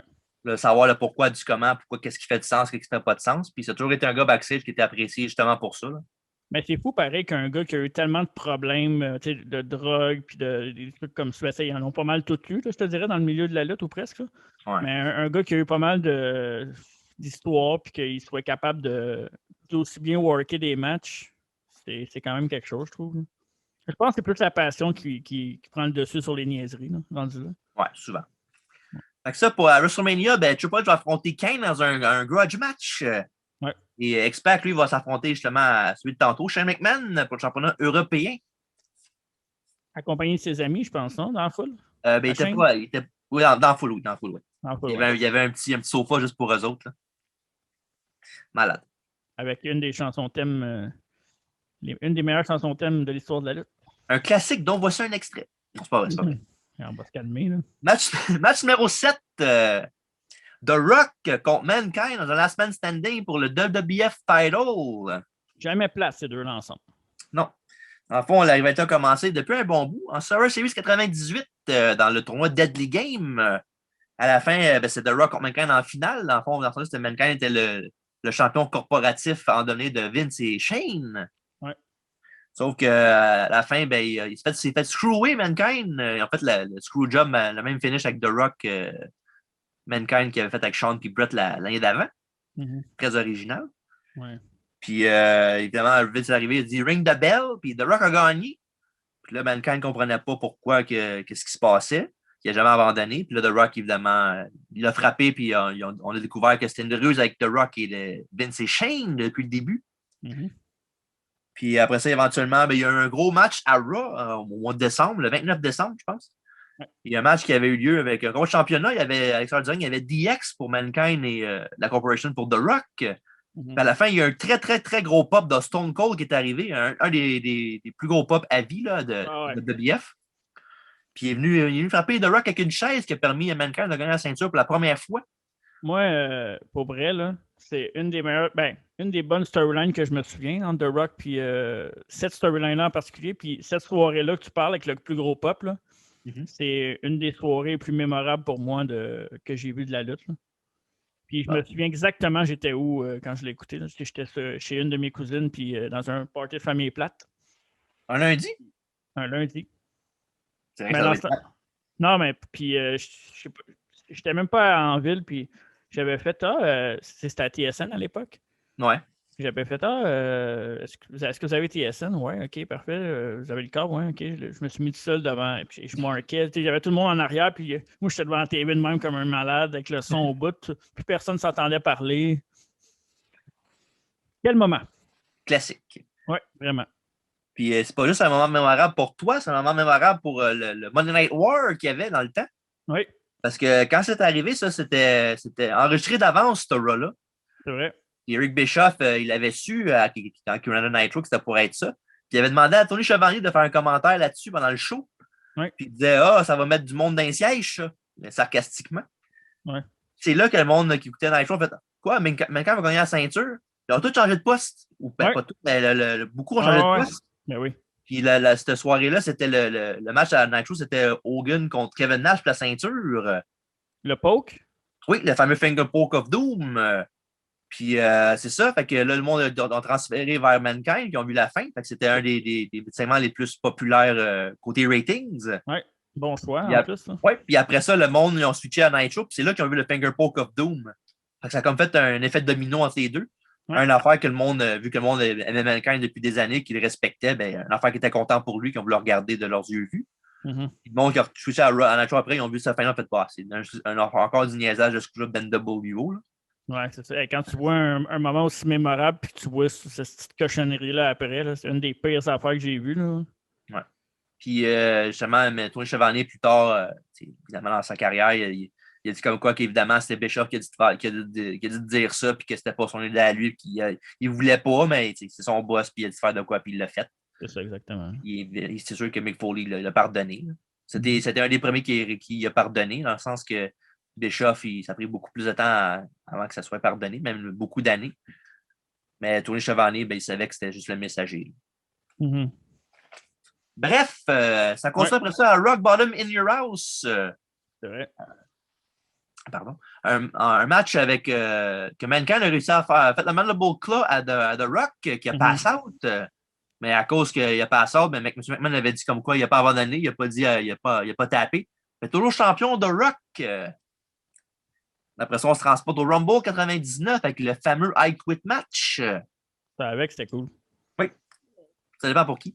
À la fin du match, The Rock avait menotté Mankind. Wow. Oui. Puis, wow, dans. Non, mais c'est pas cool pour Mick, là, mais tu sais, Mick, à l'époque, tu pouvais faire n'importe quoi avec lui. Tu lui demandais de te rappeler le pitcher en bas du pont, il l'aurait fait. Là. Ouais. Mais là, l'affaire qui est arrivée, c'est qu'il avait les mêmes menottés. Puis The Rock a donné 11 coups de chaise dans sa tête, puis en arrière de la tête à Mankind pendant qu'il était pas protégé. Très dangereux. Ouais, surtout qu'au début, Mankind, il avait dit comme quoi qu'il en voulait genre 4-5, pas une onzaine, pas une douzaine. Ouais. Là, puis, onzaine. Ouais. Puis The Rock, il frappait fort dans ce temps-là, pour vrai. Là, c'était pas, Ouais. il retenait pas ses chair shots. Maintenant, j'avais un coup shot qui a donné Ken Shamrock, là, puis non. Ouais. C'était pour ça qu'il capotait tout le temps Shamrock. Ouais, mais ça, en même temps, je comprends. Le gars, il était peut-être un peu trop dedans, puis il avait de la misère à contrôler ses coups, mais en même temps, quand tu te bats contre Mankind, Mick Foley, tu te Ouais, dis, ce gars-là, ça ne dérange pas, il est capable d'en prendre. ouais, mais ça explique. Ouais, je comprends. Le gars est tombé dans le bas de LNSL avant. Ouais, je comprends. Manger un coup de chaise, c'est pas grand-chose, mais 11, là. Ben, 11, c'est pas que c'est pas grand-chose, mais c'est quand tu peux pas te protéger avec tes mains, puis t'as ça dans l'arrière de la tête, tu sais, Mais c'est si vous avez la pas... chance d'écouter ce combat-là, ou aller voir sur YouTube, là, probablement qu'il l'a, puis écouter avec le bruit, le son. Le gars, il est main attachée en arrière de la tête, puis écouter le son de la chaise. Il n'y a pas de main, là, il ne se protège pas, c'est pas un sound effect, n'importe quoi. Là, c'est direct la tête. Là. C'est métal à flèche. Ouais. Puis après ça, à la fin du match, après ça, c'est qui est arrivé, c'est que Mankind a crié I quit dans le micro. Sauf que c'était une tactique parce qu'il avait pas, évidemment, il était inconscient, il n'a pas pu dire I quit. Mais c'était une entrevue qu'il avait à Heat le soir même, que Mankind a dit qu'il ne dira jamais I quit. Puis ils ont pris ça pour faire le I quit. C'est quand même cool comme. Non, c'est très, très clever. Tu parlais d'innovation tantôt, là. C'est innovateur, ça. Ouais. Et pour terminer, là, il y a eu beaucoup de matchs. Il y a eu beaucoup de matchs avant de se rendre là. Il y avait le Halftime Heat du Super Bowl 33 en 1999. Super Bowl remporté par les Broncos de Denver qui avaient battu les Falcons. Oui, avec l'excellent Terrell Davis comme running back, non? Oui, et John Elway comme quarterback aussi. Oui, exact. Puis il s'était affronté dans un empty arena match avec Vince au commentaire. Oui. Et à la fin du match, ce qui est arrivé, c'est que Mankind a réussi à piner The Rock avec une forklift. Je pense qu'il y a eu cette idée-là pour le finish d'Arsenal puis Bar Crowley, je pense. Je pense que oui. Hein. Puis une forklift, fait que The Rock n'a pas pu dégager. Fait que Mankind a regardé sa ceinture, il a regagné de The Rock. Une aréna vide, c'était. Il lisait le futur. Ouais. Puis le spectateur aujourd'hui. Ouais, un match qui était très populaire dans les années 80. Il y avait un match avec. Oh, c'est bugué. Très, très, très bien coté. Hey, on t'a perdu un peu, TJ. À partir de quand? Un match populaire dans les années 80. Après, on t'a perdu. Oui, Terry Funk contre Jerry Lawler dans un Empty Arena match qui avait eu lieu à la NWA. Un match qui était très, très bien coté, le monde se rappelle encore. Mm-hmm. Puis là, évidemment, on veut gagner un définitif dans cette rivalité-là. Fait que la semaine standing ce soir. J'ai une question, par exemple. Le King of the Ring, c'était plus tard, le match? Il n'y a pas un match King of the Ring, Mankind contre The Rock? C'est en 99, ça? Ou non, hein? Je pense pas, hein? Non, en 99, c'était... Billy Gunn? Non, c'était le Rock se battait contre Undertaker pour la ceinture. C'est l'année que Billy Gunn a gagné, ça? Ouais, ça, oui. Ok, parfait. Ouais. Puis plus tard, il y avait un match Billy Gunn contre The Rock à SummerSlam aussi. Avec le fameux... il met la tête d'un fesse à... D'une madame. Une madame, c'est ça. Ouais, c'est ça. Donc, pour le match, une belle quote de The Rock qui a pris le micro avec Jerry Lawler à côté de lui. Il a dit on dirait qu'un gros singe est venu dans l'aréna, il a chié, puis Mankind est tombé. Ben, quand c'est The Rock qui dit, c'est mieux. Ouais, c'est mieux. Ben oui. Ouais. Puis après ça, Mankind, il l'a placé sur la table pour vouloir y faire. En fait, il a fait le fameux elbow qu'il fait du apron jusqu'en bas. Mm-hmm. Soit qu'il a placé The Rock sur la table. Et après ça, on a eu Rock frapper la jambe de Mankind avec une chaise pour continuer son travail qu'il a fait à Heat plus tôt dans la soirée. Mm-hmm. Il a fait ça 3 fois. Après ça, il y a le fameux spot du rebound avec la chaise dans les cordes. Boum, boum. Affaire qu'on a tellement fait de jeunes, puis en vieillissant, en faisant de la lutte aussi. Là. Ouais. Puis après ça, Mankind a essayé un pile driver sur la table des commentateurs, mais The Rock a fait un backdrop, puis Mankind est tombé la jambe première sur la table du timekeeper. Ouais. Aïe. Ouais, c'est ça.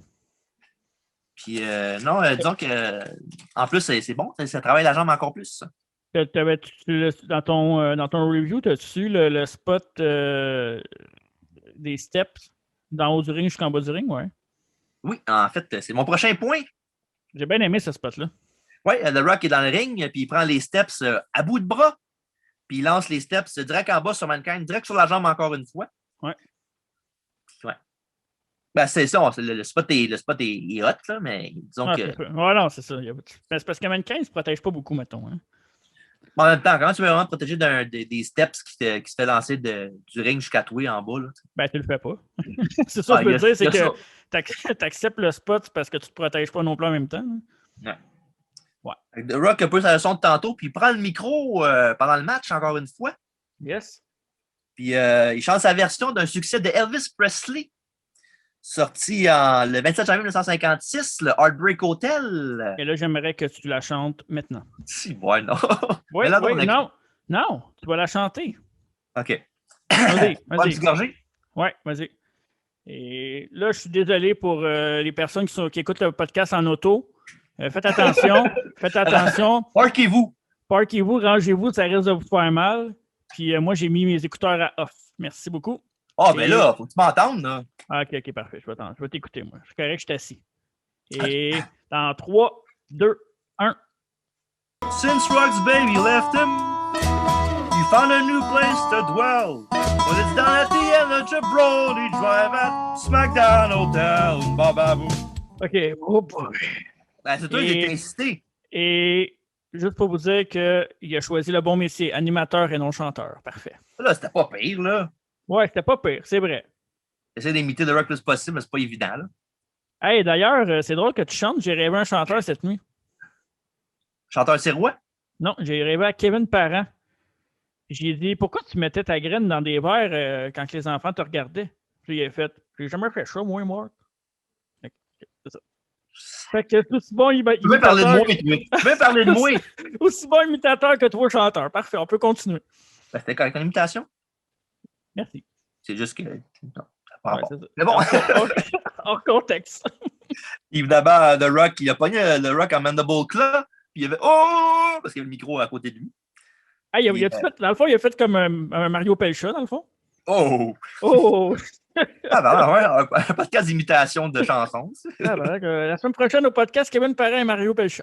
Undertoon! Oui, yes sir. Puis après ça, pendant qu'il y avait le Mandible Claw, ben, un ref bump d'Ebner qui a mangé un coup d'elbow dans la face de The Rock. Oui, effectivement. Après ça, le Rock est out, mais malheureusement, à cause que le ref n'est pas là, ben, il n'y a pas de compte qui se fait. Quand Mankind vient prendre Ebner et le met dans le ring pour qu'il fasse le compte, The Rock se lève à 6. Après ça, on a eu un DDT de The Rock. Ça a été suivi d'un DDT, Double Arm DDT de Mankind qui a fait ça à The Rock. Après ça, Monsieur Socko qui a été bloqué avec un low blow, suivi d'un Rock Bottom. Et après ça, les deux sont chacun de leur côté, se prennent chacun une chaise de métal et se frappent en même temps. Et c'est assez pour le compte de 10, mais malheureusement, il n'y a pas de gagnant. Non, et la foule, à partir de 7-8, commence à le savoir, puis disons qu'ils ont la même réaction que moi. T'es pas content? Non, pas vraiment. Le match était bon, le match était très, très, très bon. Ouais. Mais la fin, je comprends que c'est le conseil de la storyline. Là. Mais toi, en plus, tu le dis souvent dans le podcast, tu n'es pas un fan des matchs finis pas.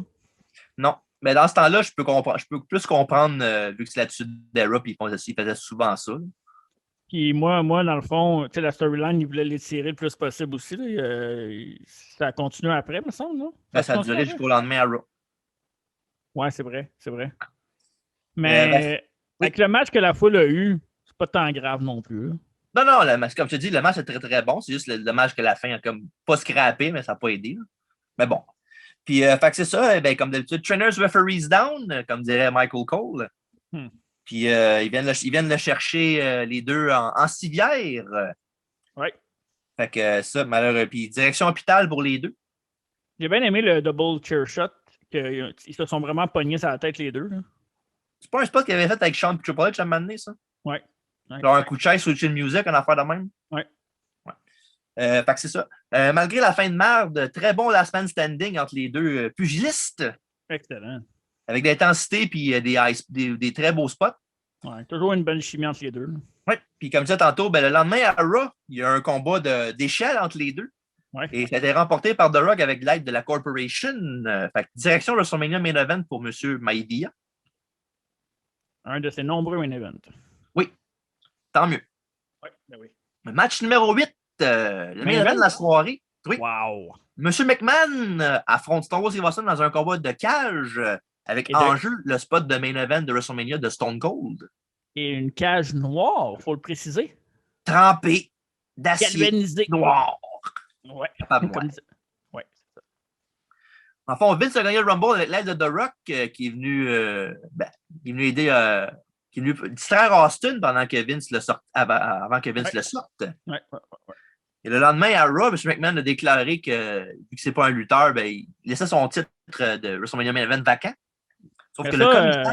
Oui. Est-ce que je te coupe ça? Ceux qui suivent le podcast l'ont vu dans un podcast récent qu'on a fait, Histoire du Rumble, avec justement le fameux training de Shane et Vince avec les... En effet.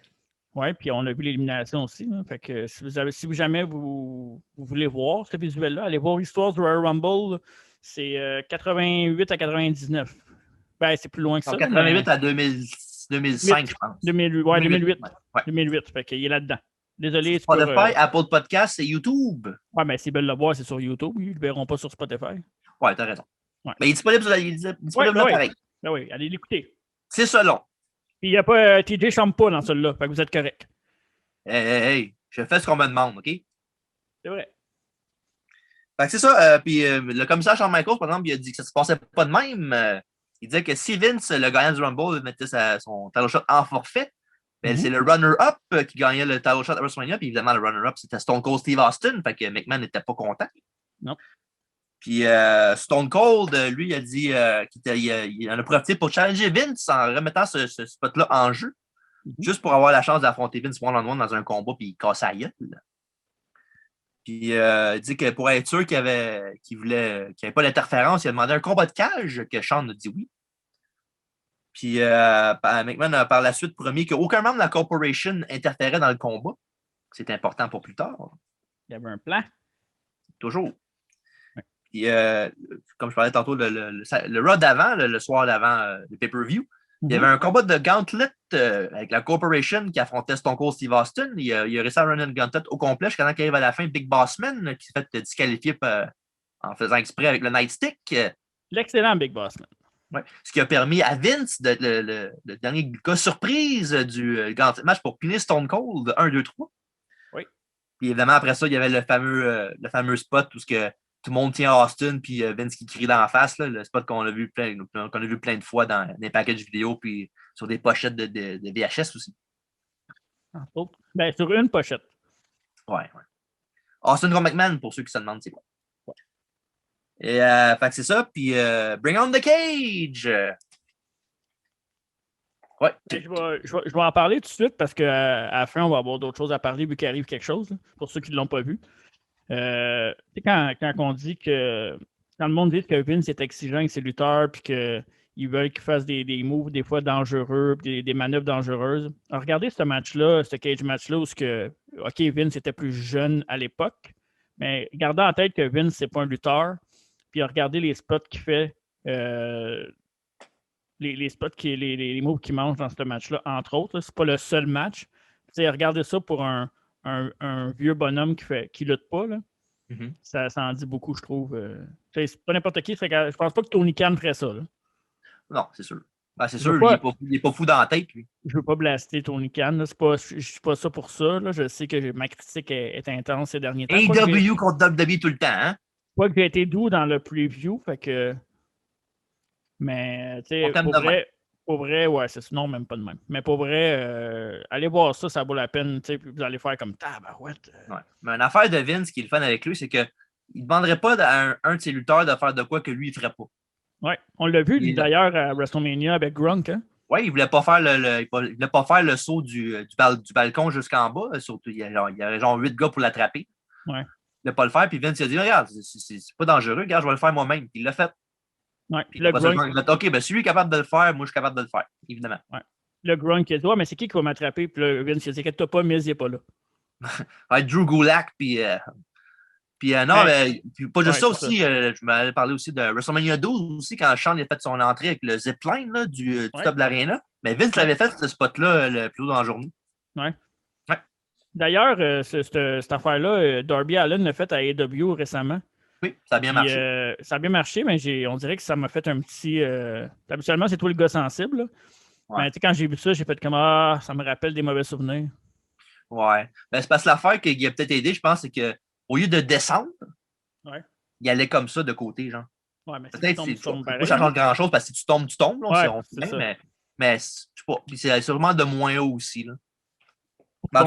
Pour continuer un peu sur Vince avant que tu ailles avec ton review du match, là, parce que il n'y a pas tant de moves que ça non plus à reviewer, là, je pense. Là. Puis, ouais, c'est ça. Il y a un documentaire que Netflix est en préparation sur Vince McMahon. Ouais, j'ai vu ça, un documentaire sur lui, j'ai vu, ouais. Que Vince n'était pas d'accord au début, mais que finalement, parce que tu sais, il y a probablement, comme il y en a qui disent qu'il a peur que les mauvaises choses qu'il a faites dans le passé sortent sur lui. Mais pour vrai, moi, je suis tristement excité de voir ça. Là. Ouais, c'est toujours intéressant quand ils font un documentaire d'un lutteur sans que ce soit le WWE qui le fasse. Là. Est-ce que l'affaire que je ne sais pas, par contre, c'est est-ce qu'ils ont suivi Vince backstage? Je pense pas, hein? Non, je pense pas. Je pense pas pas, un documentaire dans ce style-là, je pense. Non, c'est ça. Ça va vraiment être sur la création, sur son père, sur comment il a pris la business et tout. Ouais, c'est genre sa biographie, si on veut. Ils mieux de faire leur devoir parce que moi, j'ai appris de quoi. Je vous ai appris quoi dans le podcast, moi, sur Vince? Tu dis ça par leur devoir, mais en même temps, Vince, peut-être qu'il va dire, ben ça, tu peux pas en parler, ça, tu peux pas vraiment le faire parce qu'il faut qu'il en parle quand même de ce qu'il veut mettre dans le documentaire. Là. À moins que ça soit comme un genre. Quand un projet ensemble, là. Non, quand ils font des livres, c'est souvent pas autorisé, là, biographie non autorisée.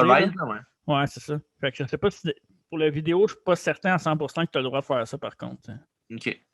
Ben, il doit y avoir beaucoup de contrats qui arrivent là-dedans aussi, puis des affaires d'avocat, puis tu vas faire ce que tu veux. Ouais, mais apparemment, il aurait changé d'idée. Il commence à se faire plus à l'idée. Là. OK. Fait que, moi, en tout cas, si ça sort, j'ai bien hâte de voir ça. Là. Ça va être. Ben, tu sais, pour un fan de lutte, c'est crissement intéressant. Ouais. Non, c'est sûr. Ouais. Au début du match, avant que la cloche sonne, il y a M. McMahon qui a tout fait pour ne pas rentrer dans le ring et écœurer Stone Cold. Qu'à un moment donné, les deux, pendant que Vince était dans le ring, Austin est monté dans la cage, puis Vince il suivait tout le long pour pas qu'il monte. Mm-hmm. Quand il est descendu, Austin, il est tombé sur sa jambe, puis il a tweaké son genou. Ouais. Il a l'air inconfortable. Fait que là, Vince, il a fait oh, il est tombé, il a mal au genou. C'est mon occasion. Ouais, puis évidemment, en heel épais, ben, il a mangé à voler parce qu'Austin fakeait. Tant mieux. Ça, c'est un bon heel, ça. Un bon heel? Ouais. Un heel épais. Un heel épais qui mange la volée de sa vie après. Ah ouais, c'est vrai. Toi, t'es tellement. Commence-moi pas sur ce que j'ai vu à SmackDown. Parce que, t'es tellement pro-face, ça n'a pas de sens. T'as toujours été pro-face, ça n'a aucun sens. Mais en même temps, je dis ça, mais moi, je suis tellement pro-heel que. Ouais, c'est ça. On est tellement aux opposés. On n'a pas de tweener. C'est qui est tweener? Dave, il n'est pas tweener, pantoute. Dave, il n'est pas tweener. Dave, il est aucunement tweener. Là. Alex? Alex est pro-face. Alex, c'est un face. Un face que de temps en temps. Alfredo, il est trop vieux pour ça. Il n'y a pas de côté, lui. Ouais, lui, l'attitude d'Era, il aimait ça. Non. L'attitude d'Era, ben Roman Reigns. Ouais, ben lui, je pense que lui, il était. Je sais pas c'était quoi son era. Je pense que c'était l'era avant la Golden Era, Alfredo, plus. L'année 60? Ouais, à peu près, là. OK. J'allais dire 50, mais je dis, on va être gentil, là. Fait que c'est ça, après ça, ben évidemment, Austin, il tabasse tout le long, l'aréna au grand complet, comme ils font souvent des main events Attitude Era Style. Ouais. Du brawlage avec l'extérieur du ring. On n'aurait pas appelé ça Saint Valentine's Day Brawling aussi. Saint Valentine's Day Brawl. Oh. Fait que c'est ça, après ça, évidemment, ils ont le spot que tu as parlé un peu tantôt. Ouais. Les deux sont sur la cage, puis Austin, il renverse la tête une couple de fois dans la cage. Puis Vince le fou. Il prend un bump de la cage jusqu'à la tête des commentateurs espagnols. Vince le fou. Ouais. Sauf que le problème là-dedans, c'est qu'il n'est pas tombé flat sur la table. Non, lui, il est tombé le dos premier sur le rebord. Ça a comme fait genre bang, puis ça a cassé après. Fait qu'il a mangé dans le fond, direct de sa colonne. Ouais, c'était terrible. Ouais, tu sais, là, en même Terrible. temps, je sais qu'on dit que c'est un bum de fou, mais dans sa tête à lui, je pense pas que ça tardait à tomber sur le côté. Là. Non. Puis, tu sais, ceux qui disent wrestling is fake, là, Ben, ceux qui disent ça, c'est probablement plus des trolls, là, je pense. Là. des caves, ouais. Ça a été prouvé comme quoi que, tu sais, oui, c'est arrangé, mais c'est pas fake. Non. Mais Mais en tout cas, ceux qui pensent que ça fait pas mal, mettons. Ouais, c'est ça. Fait juste des bombes dans le ring non-stop pendant une demi-heure, là. Puis après ça, essayez de faire cette. Non, essayez pas ça, vous allez vous tuer. Quoique, c'est peut-être pas une mauvaise idée. OK. Franchement. OK, excuse. Mais t'as mis le E à côté du Ben, podcast. il écoute pas de podcast, anyway, ce monde-là. OK. OK. Pas très impressionnant, comme on vient de le dire. Puis là, ben, évidemment, les civières reviennent encore faire leur apparition dans le pay-per-view. Oui. Ils mettent même un carcan à M. McMahon dans le coup. Sauf que là, Howard Finkel est dans le ring, disait comme quoi, ben là, vu qu'il est pas capable de lutter, le gagnant du combat, mais Austin le coupe la parole, il prend le micro. Puis il dit non, moi, je suis venu ici pour y casser la gueule. Puis la cloche n'a jamais sonné, fait que le match n'a jamais eu lieu. Fait que si vous voulez que je continue ma canne de Wopass, dites-moi hell yeah. Puis là, la foule a répondu quoi? Hell yeah! Yes, sir. Meilleure imitation qu'Elvis, ça. Bah, pas tant, là. C'était pas Elvis, j'imitais, c'est The Rock. Ah oui, c'est vrai. C'est ça. The Rock imitait Elvis. Ouais, fait que c'est TJ qui imite The Rock qui imite Elvis. Parfait. Après ça, il a retourné chercher Vince. Ding, ding, ding. Le match est officiellement commencé. Après une coupe d'elbow de la 2, Austin s'en va pour s'en aller de la cage. Sauf que M. McMahon leur tient son attention avec un fuck you. Évidemment, ça n'en prend pas autant à Austin pour qu'il remonte. Puis encore un petit peu, continue sa démolition encore un petit peu plus. Et après ça, Vince a réussi à faire un low blow à Austin pour ramasser une couple de fois dans la cage. Ouais. Sauf qu'évidemment, Austin a pris l'avantage en lançant Vince dans la cage directement. Puis M. McMahon est Busted Wide Open. Ah. Fait qu'Austin, il a fait ce qu'il a dit. Il voulait casser la gueule, gagner le match, puis il était pour le faire saigner. Fait qu'à date, il casse la gueule, il saigne, puis il va gagner le match. C'est fait. Il s'en va pour sortir, sauf que, encore une fois, Vince l'empêche. Mais cette fois-ci, c'est doublement chiant. Un double fuck you. Oh, ouais, comme ça. Il doit de même, puis le sang qui coule. Là. Je pense que c'est son meilleur sel après celui de WrestleMania. Ça, c'est mal. Pour faire ce show-là, bandit. Non. Pourquoi pas? OK. C'est vrai que si le podcast dure 20 ans, on finit par le faire. WrestleMania 36. Ouais. Après ça, évidemment, Austin est revenu. Puis un stunner à M. McMahon. Alors, pendant qu'Austin, il tente McMahon avec son tonne qui fait souvent avec des fuck you, puis il parle en face de même. Il y a quelqu'un qui rouvre le ring avec un couteau. Oh mon Dieu, c'est qui? L'ancien Giant, la WCW, Paul White. Donc, c'est le nom de Big Show. C'est une thématique mois de mars, Paul White. C'est fou, hein? J'y ai pensé, moi aussi, quand on a fait la review. Hey, c'est le début de Paul White, puis il était à des débuts de la AW. Moi, je pense qu'on fait bien nos affaires. Je pense qu'on est, je pense qu'on est connectés. C'est un peu trop freakant, je trouve. Tu as dit, TJ, bientôt, le COVID va être fini, on va être ringside à AW. Moi qui chiale, toi qui est en train de baver à côté. Tu chialeras pas, c'est un show live première rangée. T'es fou dans la tête, toi. On va amener Dave pour qu'il ait chillé avec le Gun Club. Ouais. Fait que c'est ça, je t'ai rendu avant qu'on. Ouais, ça, il peut lancer une couple de fois, puis il lance une couple de fois dans la cage. Oui. Sauf que là, Vince demande à Paul White le coup de gras. C'est pas un joke pour Big Show. Mais non. Façon de parler. Ah ouais. Il demande de le lancer dans la cage, Austin. Évidemment, Big Show, Paul White dit oui. Fait qu'il pogne puis il garoche dans la cage, sauf que malheureusement pour Vince, la cage se défait. Et Austin tombe les deux pieds en bas du ring pour gagner le combat. Fait que ça fait même pas 2 minutes qu'il est là, Big Show, puis il a l'air d'un esti de geek en partant. Oui, c'est exactement ça que j'allais te dire, c'est que la fin est vraiment malade. Là. La fin est originale, mais pas pour un début d'un gars qui switch de fédération. Là. Qui fait 7 pieds. C'est le monstre, c'est un champion du monde, puis qui a du potentiel, untapped potential. Là. Ils viennent de signer 10 ans, puis le gars, il se fait. Première apparition, il se fait traiter de même. Mais le pire, c'est quand j'ai vu ça, ça m'a fait penser à un autre spot. Là. Je ne dis pas juste ça parce qu'on l'a reviewé sur Spotify, Apple Podcasts et YouTube. Le Rumble 93 avec Macho Man. Ouais, ben oui. Quand il a l'air épais et qu'il fait son pin pendant le Rumble, ça m'a fait penser à ça avec Big Show. Ouais. Moins Ben, parce que, tu sais, Big Show ne peut pas deviner que la cage était pour se défaire non plus. Là. Ouais. Mais côté d'affaire quelque chose de créatif mais qui est stupide, ben, j'ai pensé à ça dessus. Je comprends qu'il voulait mettre Austin dans le main event, mais je pense qu'il y avait assez de temps après pour bâtir quelque chose. Là. Puis Vince qui disait haut et fort comme quoi WWE ne savait pas comment booker un gars comme le Giant puis tout ça. Tu sais, à titre de comparaison, là, WBF, lui, est arrivé dans un combat de cage puis il a défait la cage en faisant gagner Austin d'en faire exprès. Mm-hmm. À WWE, le premier match de sa carrière, il a battu Hogan pour la ceinture. Ouais. C'est vrai que c'est mieux booké de même, hein, Vince? McMahon. C'est vrai. Ouais. Quand tu as un gars de cette grosseur-là, de cette grandeur-là, surtout à l'époque, là. Aujourd'hui, tu en as plus, là. Ouais, mais mettons, à cette époque-là, je pense que c'est. Il sortait du lot pas mal. Vraiment décevant, mais il y a vraiment une carrière en dents de scie avec la WWE. C'est pas pour rien qu'il est parti non plus. Là. C'est qu'à un moment donné, ça va faire. Là. Ouais. Il aurait pu être beaucoup plus dominant que ça, Paul White, Big Show. Là. C'est sûr, mais en même temps, il a tellement longtemps qu'il ne peut pas être dominant, dominant 15 ans. Ben, Kane Undertaker. Il n'aurait pas à avoir la carrière d'Undertaker, peut-être un peu moins. Là. Ouais. Mais il n'aurait pas à avoir cette carrière-là. Là, peut-être qu'il aurait pu l'avoir s'il n'y avait pas eu Taker, mais malheureusement, il y avait Taker qui était là. Ouais. En tout cas. Ouais, c'est ça. Ouais. Fait que c'est ça. C'est Stone Cold va maintenant main eventer WrestleMania 15. Oui. Contre The Rock, comme mentionné plus tôt. Ouais.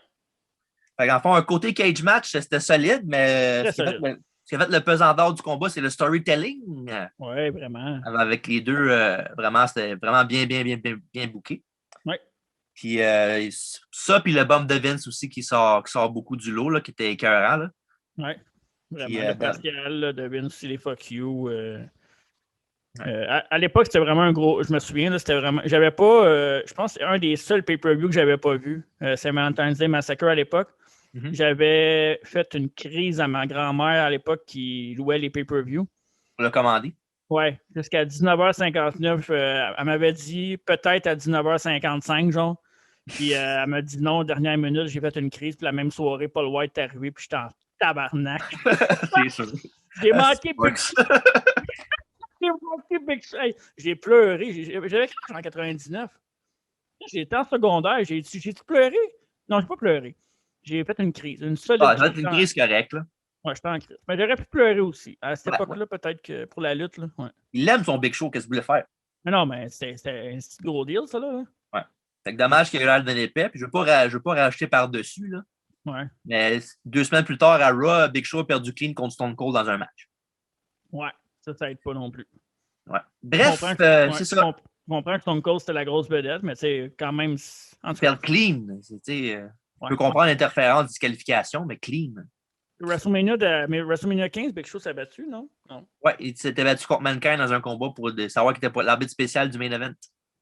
Ah oui, le fameux les deux chaises, hein, c'est ça? Ouais, les deux chaises de métal. Puis après ça, il y a Big Show qui a punché out Vince. Ouais, c'est vrai. Mais ça, plus de détails une autre fois. Ouais. Fait que c'est ça. Bref, Austin contre The Rock à Mania 15 et c'est la fin du gala. Oui. Avant d'aller au quiz, on passe aux notes du show. Le worst puis le best aussi. En effet, oui. Mais là, on commence par le note du show. OK. Je vais commencer. OK, vas-y. Je donne à Saint-Valentin Massacre de WBF la note de 7 sur 10. OK. Parce que les 3 derniers matchs étaient excellents, là, mais avant ça, c'était genre so-so. C'est vrai. OK. Et toi? Je vais donner la note de 6,5 sur 10. Bon, c'est correct. Ouais. On est proche. On est proche. Ouais. Comme tu dis, le début était vraiment mauvais. Mais 7 pour moi. En tout cas, on est proche, c'est discutable, mais comme tu dis, les 3 derniers. C'est vraiment ça la même affaire. Ouais, c'est ça. C'était comme un 10. Ouais. Oh. Pas rapport. Mais... Ça marche pas. Match de la soirée, moi, je mets un petit 2 pour la game. Ouais. Meilleur match de la soirée pour moi, c'était le main event, Austin contre McMahon. Ouais. Toi aussi? Pas mauvais choix, non. Oui, le meilleur match pour moi, c'était The Rock contre Mankind. Oh, d'accord. Ouais. Mais mention honorable à Triple H, le tag team Triple H, c'est vraiment bon. Là. Mais moi, j'ai beaucoup aimé Austin Vince à cause du storytelling, évidemment. Ah ouais, ben oui. Puis le fameux que c'est le heel qui mange, qui se fait avoir, puis que le babyface vaillant gagne le match. Effectivement. Fait que puis, match de la soirée maintenant, ben moi, j'ai hésité entre 2 matchs. Mm-hmm. J'ai donné ça au match le plus long des deux. Fait que j'ai voté Midian contre Big Bossman. J'ai le même que toi. J'aurais mis, si là, mettons, Mini et Gola, ça aurait été le même durée que celui-là, j'aurais dit celui-là, mais vu que l'autre était un petit peu plus long. Ça. Ah, La ben, moi, différence. Ouais, vas-y. j'ai jamais été un gros fan de Million non plus. Fait que Ouais. pour ça, c'est inintéressant pour moi. Là. Ouais. Puis la différence aussi, c'est que comparativement à Goldust Blue Mini, ben, au moins la foule était dedans dans Goldust Blue Mini, tandis que celui-là, le monde s'en collait parce que de un, c'est quand même 2 heals. Mm-hmm. Median était le babyface par défaut parce que le monde accepte beaucoup plus M. McMahon et la Corporation que l'Undertaker et sa Ministry, là, même si dans le fond, c'est pour. En tout cas. Ouais. Ça, on est d'accord sur beaucoup de choses. Ouais. Puis, je sais pas si je serais prête à vous le recommander. Là. Mm-hmm. Si maintenant, vous voulez voir, mettons, en Rumble Mania, vous voulez absolument le voir, OK, mais je n'irai pas, out of my way to see it. Là. Moi, je le recommande. C'est quand même un événement unique dans le sens que c'est un in your house. Là. On l'a pas vu ça souvent. Là. Ouais. Je vous dirais, regardez les deux derniers matchs, puis même le coach Bridge est bon, mais je te dis pas que c'est un viewing nécessaire. Là. Ouais. Si tu es un moyen fan de lutte puis que tu as écouté l'Attitude Era ou que tu as manqué ou que tu ne voyais pas les pay-per-views à l'époque, je trouve que ça vaut la peine juste pour checker. Là, parce que c'est pas quelque chose qu'on entend souvent parler, à part peut-être d'un podcast américain parce qu'ils vont vraiment loin dans le. C'est mettons Pritchard qui était là à l'époque, puis lui va en parler plus. Là. Ouais, c'est ça. Mais sinon, c'est rare qu'au Québec, tu entends parler de ce show-là. Là. Non, en effet. Fait que c'est ça. C'était notre review de Sir Massacre de 1999, le seul de ce nom. Le seul de ce nom. Vu que c'est un In Your House, c'est parfait. Mais sinon, ouais, je le referais peut-être pas. C'est correct, one time deal. Ouais, c'est en masse. Là, il y a Dave qui s'en vient nous rejoindre pour le fameux quiz. Ça fait longtemps qu'on ne s'est pas affronté, hein? Ouais, ça fait un bout, là. On donne des breaks à Dave, là, pour qu'il fasse des quiz tout le temps. Là. On a essayé de me donner une petite confiance, là, mais pas sûr que ça va marcher, mais on ne sait jamais. On sait jamais. On va lui demander qu'est-ce qu'il a pensé de Saint-Valentine's Day, s'il y a des souvenirs, lui. Peut-être qu'il va se rappeler du main event puis peut-être Mankind of Rock, dans le fond. Mais c'est correct, ça. On va pouvoir demander tout de suite. Oui, il est là, mais là, sa cam, t'es en onde, mon chum. Oh, j'espère qu'il a mis ses bobettes. Et le voilà! Salut, Dave! Il nous entend pas. Il nous entend pas. C'est ça, le Zoom. Chante-tu de Rock à lui aussi? Yeah! Non. Bonjour. On va y garder la surprise. Non. On va y garder la surprise. Quelle surprise? Chris, Elvis que tu as chanté pendant le podcast. C'est vrai? Elvis. Je vais commencer à faire ça bientôt. Là. Je vais mettre des extraits du podcast, puis je vais mettre cet extrait-là pour le vendre cette semaine. Tu veux vraiment tout mettre les bouchées doubles pour que le monde ne regarde pas, c'est ça? Exactement. Non, c'était bon. Anyway, on l'a dit au début du podcast, c'est un show rated R, hein? Oui, mais parlant de bon, Dave avec son quiz. Oh. Ça va? Oui, toi? Yeah. Pas pire. Ah, tabarnak. Non, je ne l'ai pas sorti. Des boulamites. Ma ceinture intercontinentale quiz. Ouais, c'est important que tu le dises, ça. Ça fait longtemps que je ne l'ai pas sorti parce que le monde qui écoute sur Spotify et Apple Podcast. Ouais. Ben, c'est correct, là, je l'ai dit. Oui, c'est beau. OK, merci. Hey, TJ, juste avant qu'on commence le quiz, t'as-tu vu? J'ai été un peu jaloux dans les dernières semaines. Tu sais, je t'avais dit, Chris, tu t'es pas de couper les cheveux, ça te fait bien, puis tout. Fallait me faire couper les cheveux, moi aussi. Ah, parfait. Ouais, fait qu'à cette heure, les deux, on est propres. Un certain sens, oui. On est prêt. Ouais. On est prêt pour le quiz. Oh, yes, sir. Qui c'est qui commence? Je vais y aller, là. Tant qu'à perdre, on va y aller en premier. Let's go. OK. No Way Out 2008. Ouais. Pour préparer leur match à WrestleMania, Floyd Mayweather a cassé le nez de Big Show. OK? Mm-hmm. Qui a réussi à retenir Big Show? Oh, shit. Après. Oh, man. Pour pas qu'il tue Floyd Mayweather, littéralement. T'as pas de choix de réponse, hein? Non. OK. Tu le sais, toi, TG? Aucune idée. Pour vrai? Non, aucune idée. Dans ma tête, c'est tellement absurde en plus. Là. Il me semble que c'était. Oh non, pas de- je l'ai. Fuck you, Je me rappelle. fuck Je me you. rappelle. Il me semble que ça n'avait pas de sens en plus. Ah, c'est fort. Ah non. 2008, hein, c'est ça? Oui. Ben, il s'est battu juste une fois contre Floyd. Fait que... Non, je sais, mais j'essayais chronologiquement de voir c'était où dans ma tête. Là. Non, c'est pas ça, mais je vais y aller avec un choix vraiment random. Je vais y aller avec Chris Master. Non. C'était pas Shane McMahon? Oui. Yes! Shane McMahon qui a retenu Big Show parce que Big Show en avait parlé dans une entrevue aussi, comme quoi que Shane, c'était le seul qui pouvait le calmer quand il était en rage. Ouais, parce que, mettons se faire casser le nez, ça l'avait mis un petit peu en calice. C'était pas un work punch non plus. Là. Non, c'est ça. OK. Bref, 1-0. OK. Chris Master. OK. Dans le build-up de WrestleMania 17 pour le match Austin contre The Rock, qu'est-ce que Vince McMahon a fait pour faire chier Austin, en fait? C'est à moi, là? Ouais. Il a fait que Deborah était le manager de The Rock. Bonne réponse. C'était sa femme. Oui, c'était la femme, exactement. OK. Bon, ben, question 13. Pour toi, Marc, mon beau Marco. Oh, allô? En 2008, dans le build-up du match HBK contre Y2J à WrestleMania 19, à quel pay-per-view Y2J a frappé la femme de HBK?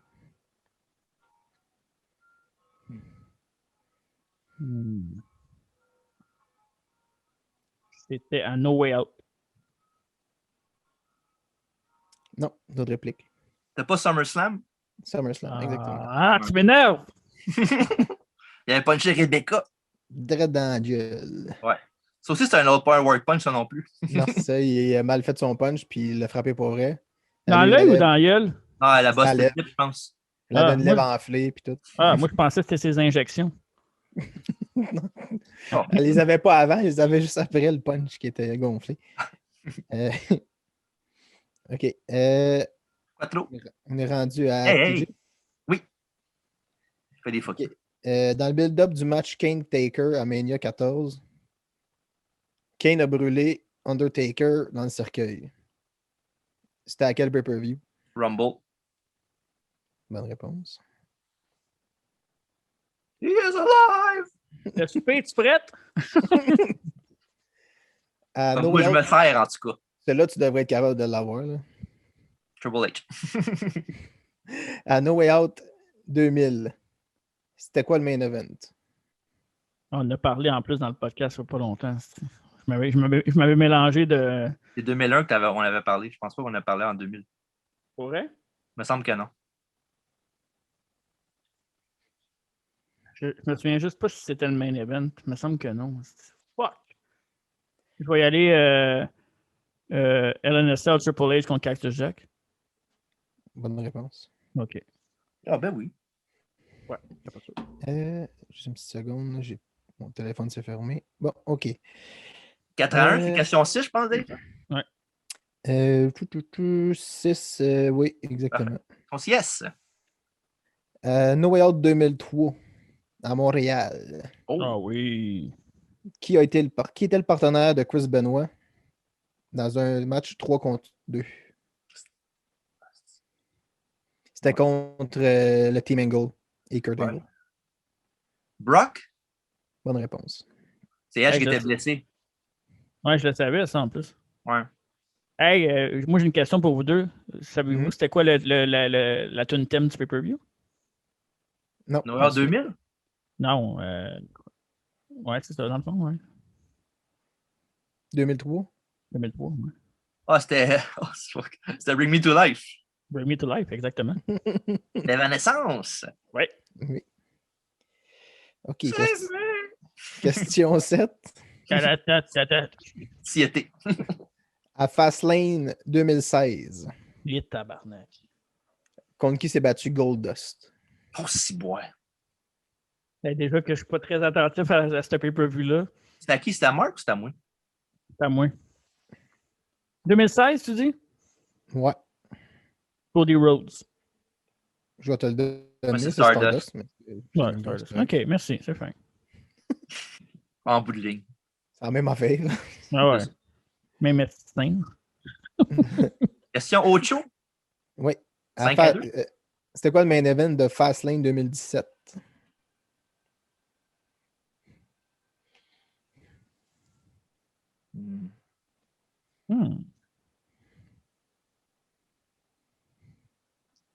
C'était pas Kevin Owens contre Roman Reigns? Non, autre réplique.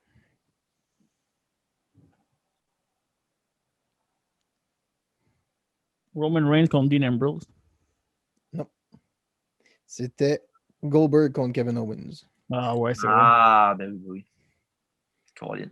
Eh oui. Bon, question 9. On essaie d'oublier cette affaire-là. Oui, je sais.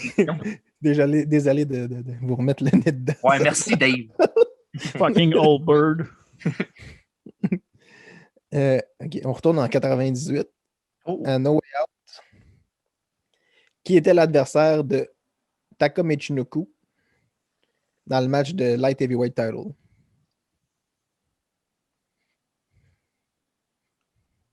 Si j'hésite entre deux, c'est... Moi, les deux, je vais dire l'autre. Non, ça ne faisait pas. C'était pas El Pantera. Exactement. Pantera. Ouais. Pantera, puis à WrestleMania, c'était M. Aguila qui était sérieux par après. Hey, tout lourd! Hey, TJ. Oui. Je l'avais, Carlis. Pour vrai? Ben oui, on dort. Comment ça, t'avais ça, toi? J'ai aucune idée. Dans ma tête, c'était comme Pantera. Puis là, je pensais à mes bonhommes de lutte. À un moment donné aussi que j'avais appelé un lutteur Pantera avant de connaître le vrai Pantera. Puis, tabarnak, tu sais. OK. Question numéro 10. Yes, la fin? La fin.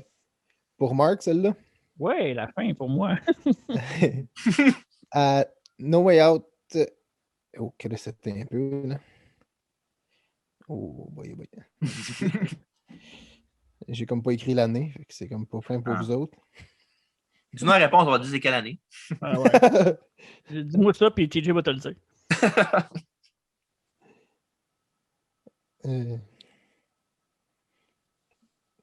Boy. Désolé.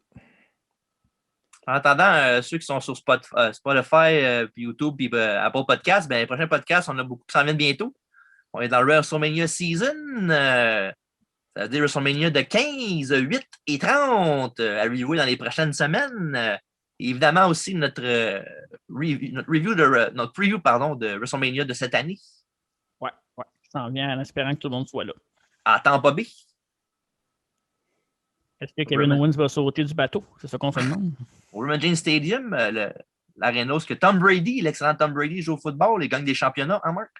Ouais. Il est temps que Gisèle ait dit de prendre sa retraite avant qu'elle le laisse. Hein? D'après moi, au moins 2 ans dans le corps encore. Est-ce que Edelman va signer là cette année? Je sais pas. Pas besoin de lui. Sinon, 50 Edelman là-bas. On est rendu dans un pool de football ici. On parle de football. Salut Alex, qui est un très grand fan de pool de football aussi. Ouais, un très grand fan des Patriots aussi, donc on ne le salue pas. OK. No Way Out 2006. Oh, good. OK. Ouais. Qui était le partenaire de Matt Hardy dans son combat contre Eminem? Le chanteur? Oui, exactement. Il y a Christian Nouvelle Eminem. Non, Mercury, puis moi. J'ai juste un nom en tête, puis je vais le dire, c'est sûrement pas ça. Ben, ça se peut que ce soit ça. Je vais dire Shannon Moore. Non. Well played, Dave. Well played. Tatanka? Bonne réponse. Ouais. Wow, bravo. Je te l'avais donné sur un plateau. Hey, me souviens-tu que Tatanka était Mick Matardy, moi? Ben ouais, mais c'est ton film préféré de all time, ça? C'est ton boy, Tatanka. Avec ton autre boy, Matt Hardy. D'ailleurs, j'ai toujours pas reçu mon merch. J'ai pas été te voir encore. Ouais. Bientôt. Bientôt, promis. Au mois d'avril. Oh, on va se découvrir un fil. Ouais. Parfait. Fait que c'est ça. Merci beaucoup, Dave, pour le quiz. Yes. Et évidemment, toujours champion de continent quiz moi-même. Mais quand même, bon job de Marc. 2 bonnes réponses sur 10, c'est très bon. Mais je m'améliore pas, hein? Ouais. Je fais tout pour t'en donner. Non, mais. Non, mais. Je te slide des Triple H puis des Tatanka dans tous les quiz. Triple H, je l'ai eu, par exemple. Ouais, là, faut Pour lui donner. Puis, ce que je voulais dire, c'est que, ouais, mais ça, à un moment donné, j'étais proche. Puis là, je m'éloigne. On dirait que faudrait que je mette mon GPS pour venir. Ouais. Parce que là, ça marche pas, là. Ouais. Avant de terminer le podcast, ben Dave, on vient de faire un de Seven Day Massacre avec, entre autres, Austin contre de McMahon dans une cage. Puis, la semaine standing, The Rock Mankind. As-tu des souvenirs de ce pay-per-view-là, toi? C'est-tu le Last Man Standing avec les coups de chaise, celle-là? Oui, exactement. À la fin, on va se mettre en compte les deux. Mm. Oh non, tu parles Les 11. Les 11 menottes. Non, c'est à Rumble, ça. Non, c'est au Rumble, c'est ça, je pensais. Ouais. Non, j'ai pas de souvenir vraiment. Et es-tu d'accord avec nous autres que c'est le pay-per-view que Paul White est arrivé là, dans le ring avec la cage? Oui, ok. Ouais. Trouve ça sûrement aussi cave que nous autres qu'il ait pitché Austin dans la cage à son début puis qu'Austin a gagné de même. Oui, ça c'est sûr, là, mais... Question d'avoir l'air d'un jambon. Là. Il est-tu plus épais ou moins épais que Macho Man à Rumble 93? Moins épais. Moins parce qu'il ne peut pas le dominer que la cage de frais, lui. Ben, c'est ça, ben, au moins il voulait faire mal à Austin en le pitchant dans la cage. Il voulait pas juste comme se crisser en bas du ring pour rien. Ou piner quelqu'un dans un Rumble. Mais ouais. Ben ouais, c'est cave, mais en même temps, je comprends le move un peu. La fin est Tu veux pas mettre tu veux pas mettre genre que McMahon win sur Austin non plus. Ouais. Puis en même temps, c'est moins épais qu'est-ce qu'il y avait 2 semaines après que Austin a piné Big Show clean dans le ring aussi. C'est vraiment moins épais ce qui est arrivé là que ce qui va arriver plus tard. Ouais, mais moi, en même temps, c'est Austin. C'est comme une fois. C'est un dans tout le monde que Chris il mérite de gagner. Puis c'est lui qui est.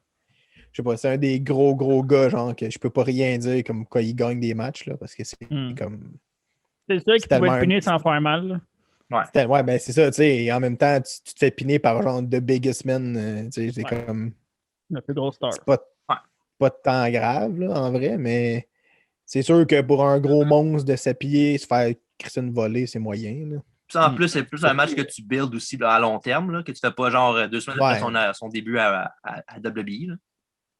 Ce qu'il aurait pu faire, c'est juste comme crisser une volée à Austin, se faire disqualifier ou whatever. Là, puis plus tard, genre, tu builds ça pendant un an ou tu builds ça pendant un bout jusqu'à temps que Big Show crisse des volets à tout le monde, puis jusqu'à temps qu'Austin fasse comme j'en ai assez de tout, mettre pas ta gueule, puis gros match moi, de...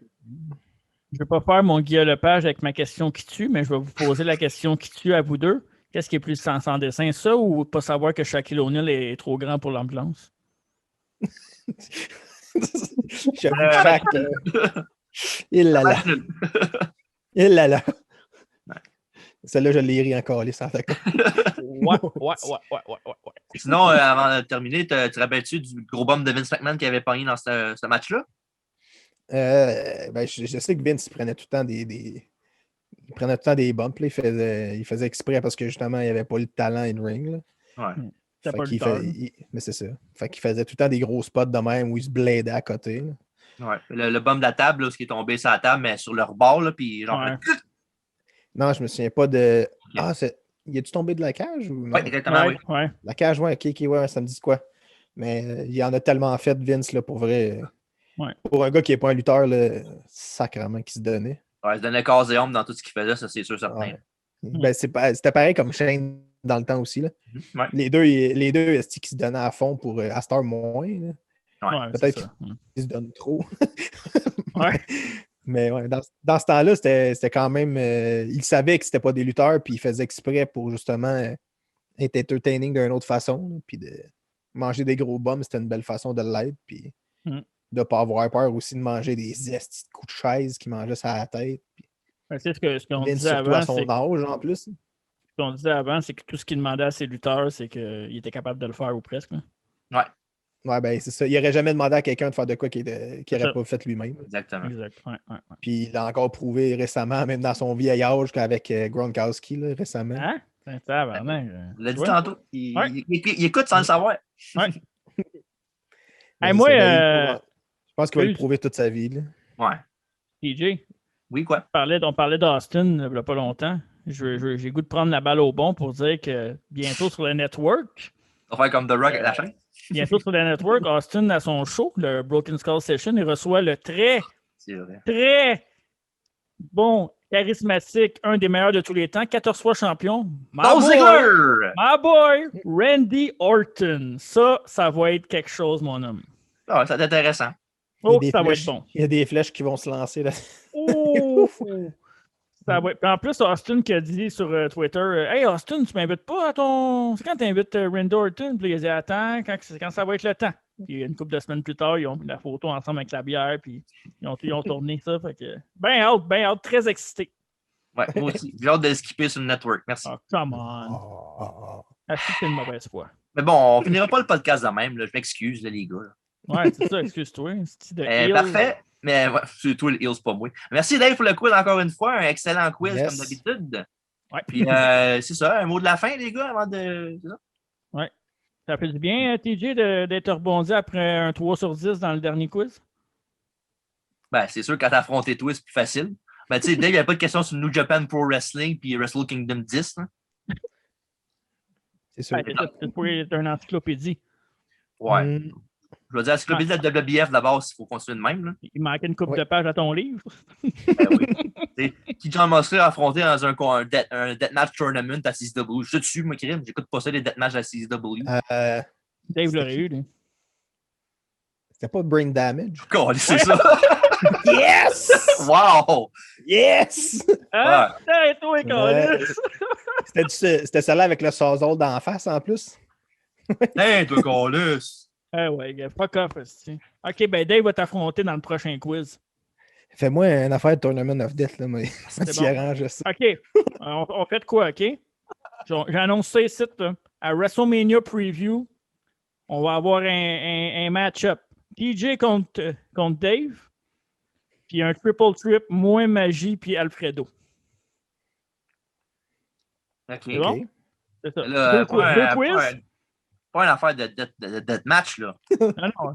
Le gagnant de ces deux quiz-là s'affronte à la fin, parce que c'est comme un tournoi, là.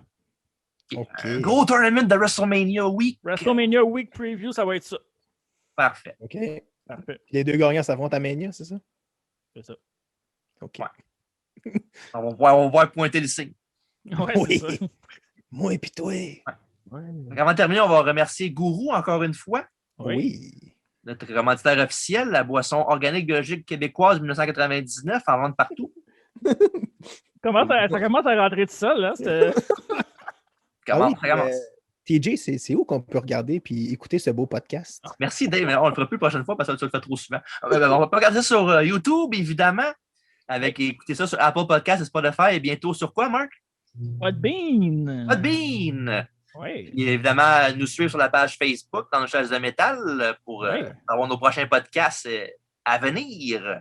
Sur Facebook, on a quand même un pop-up fanpage, fanbase, excusez. Oui. Mais ce serait bon que vous vous abonniez à YouTube. Ouais, on en veut plus.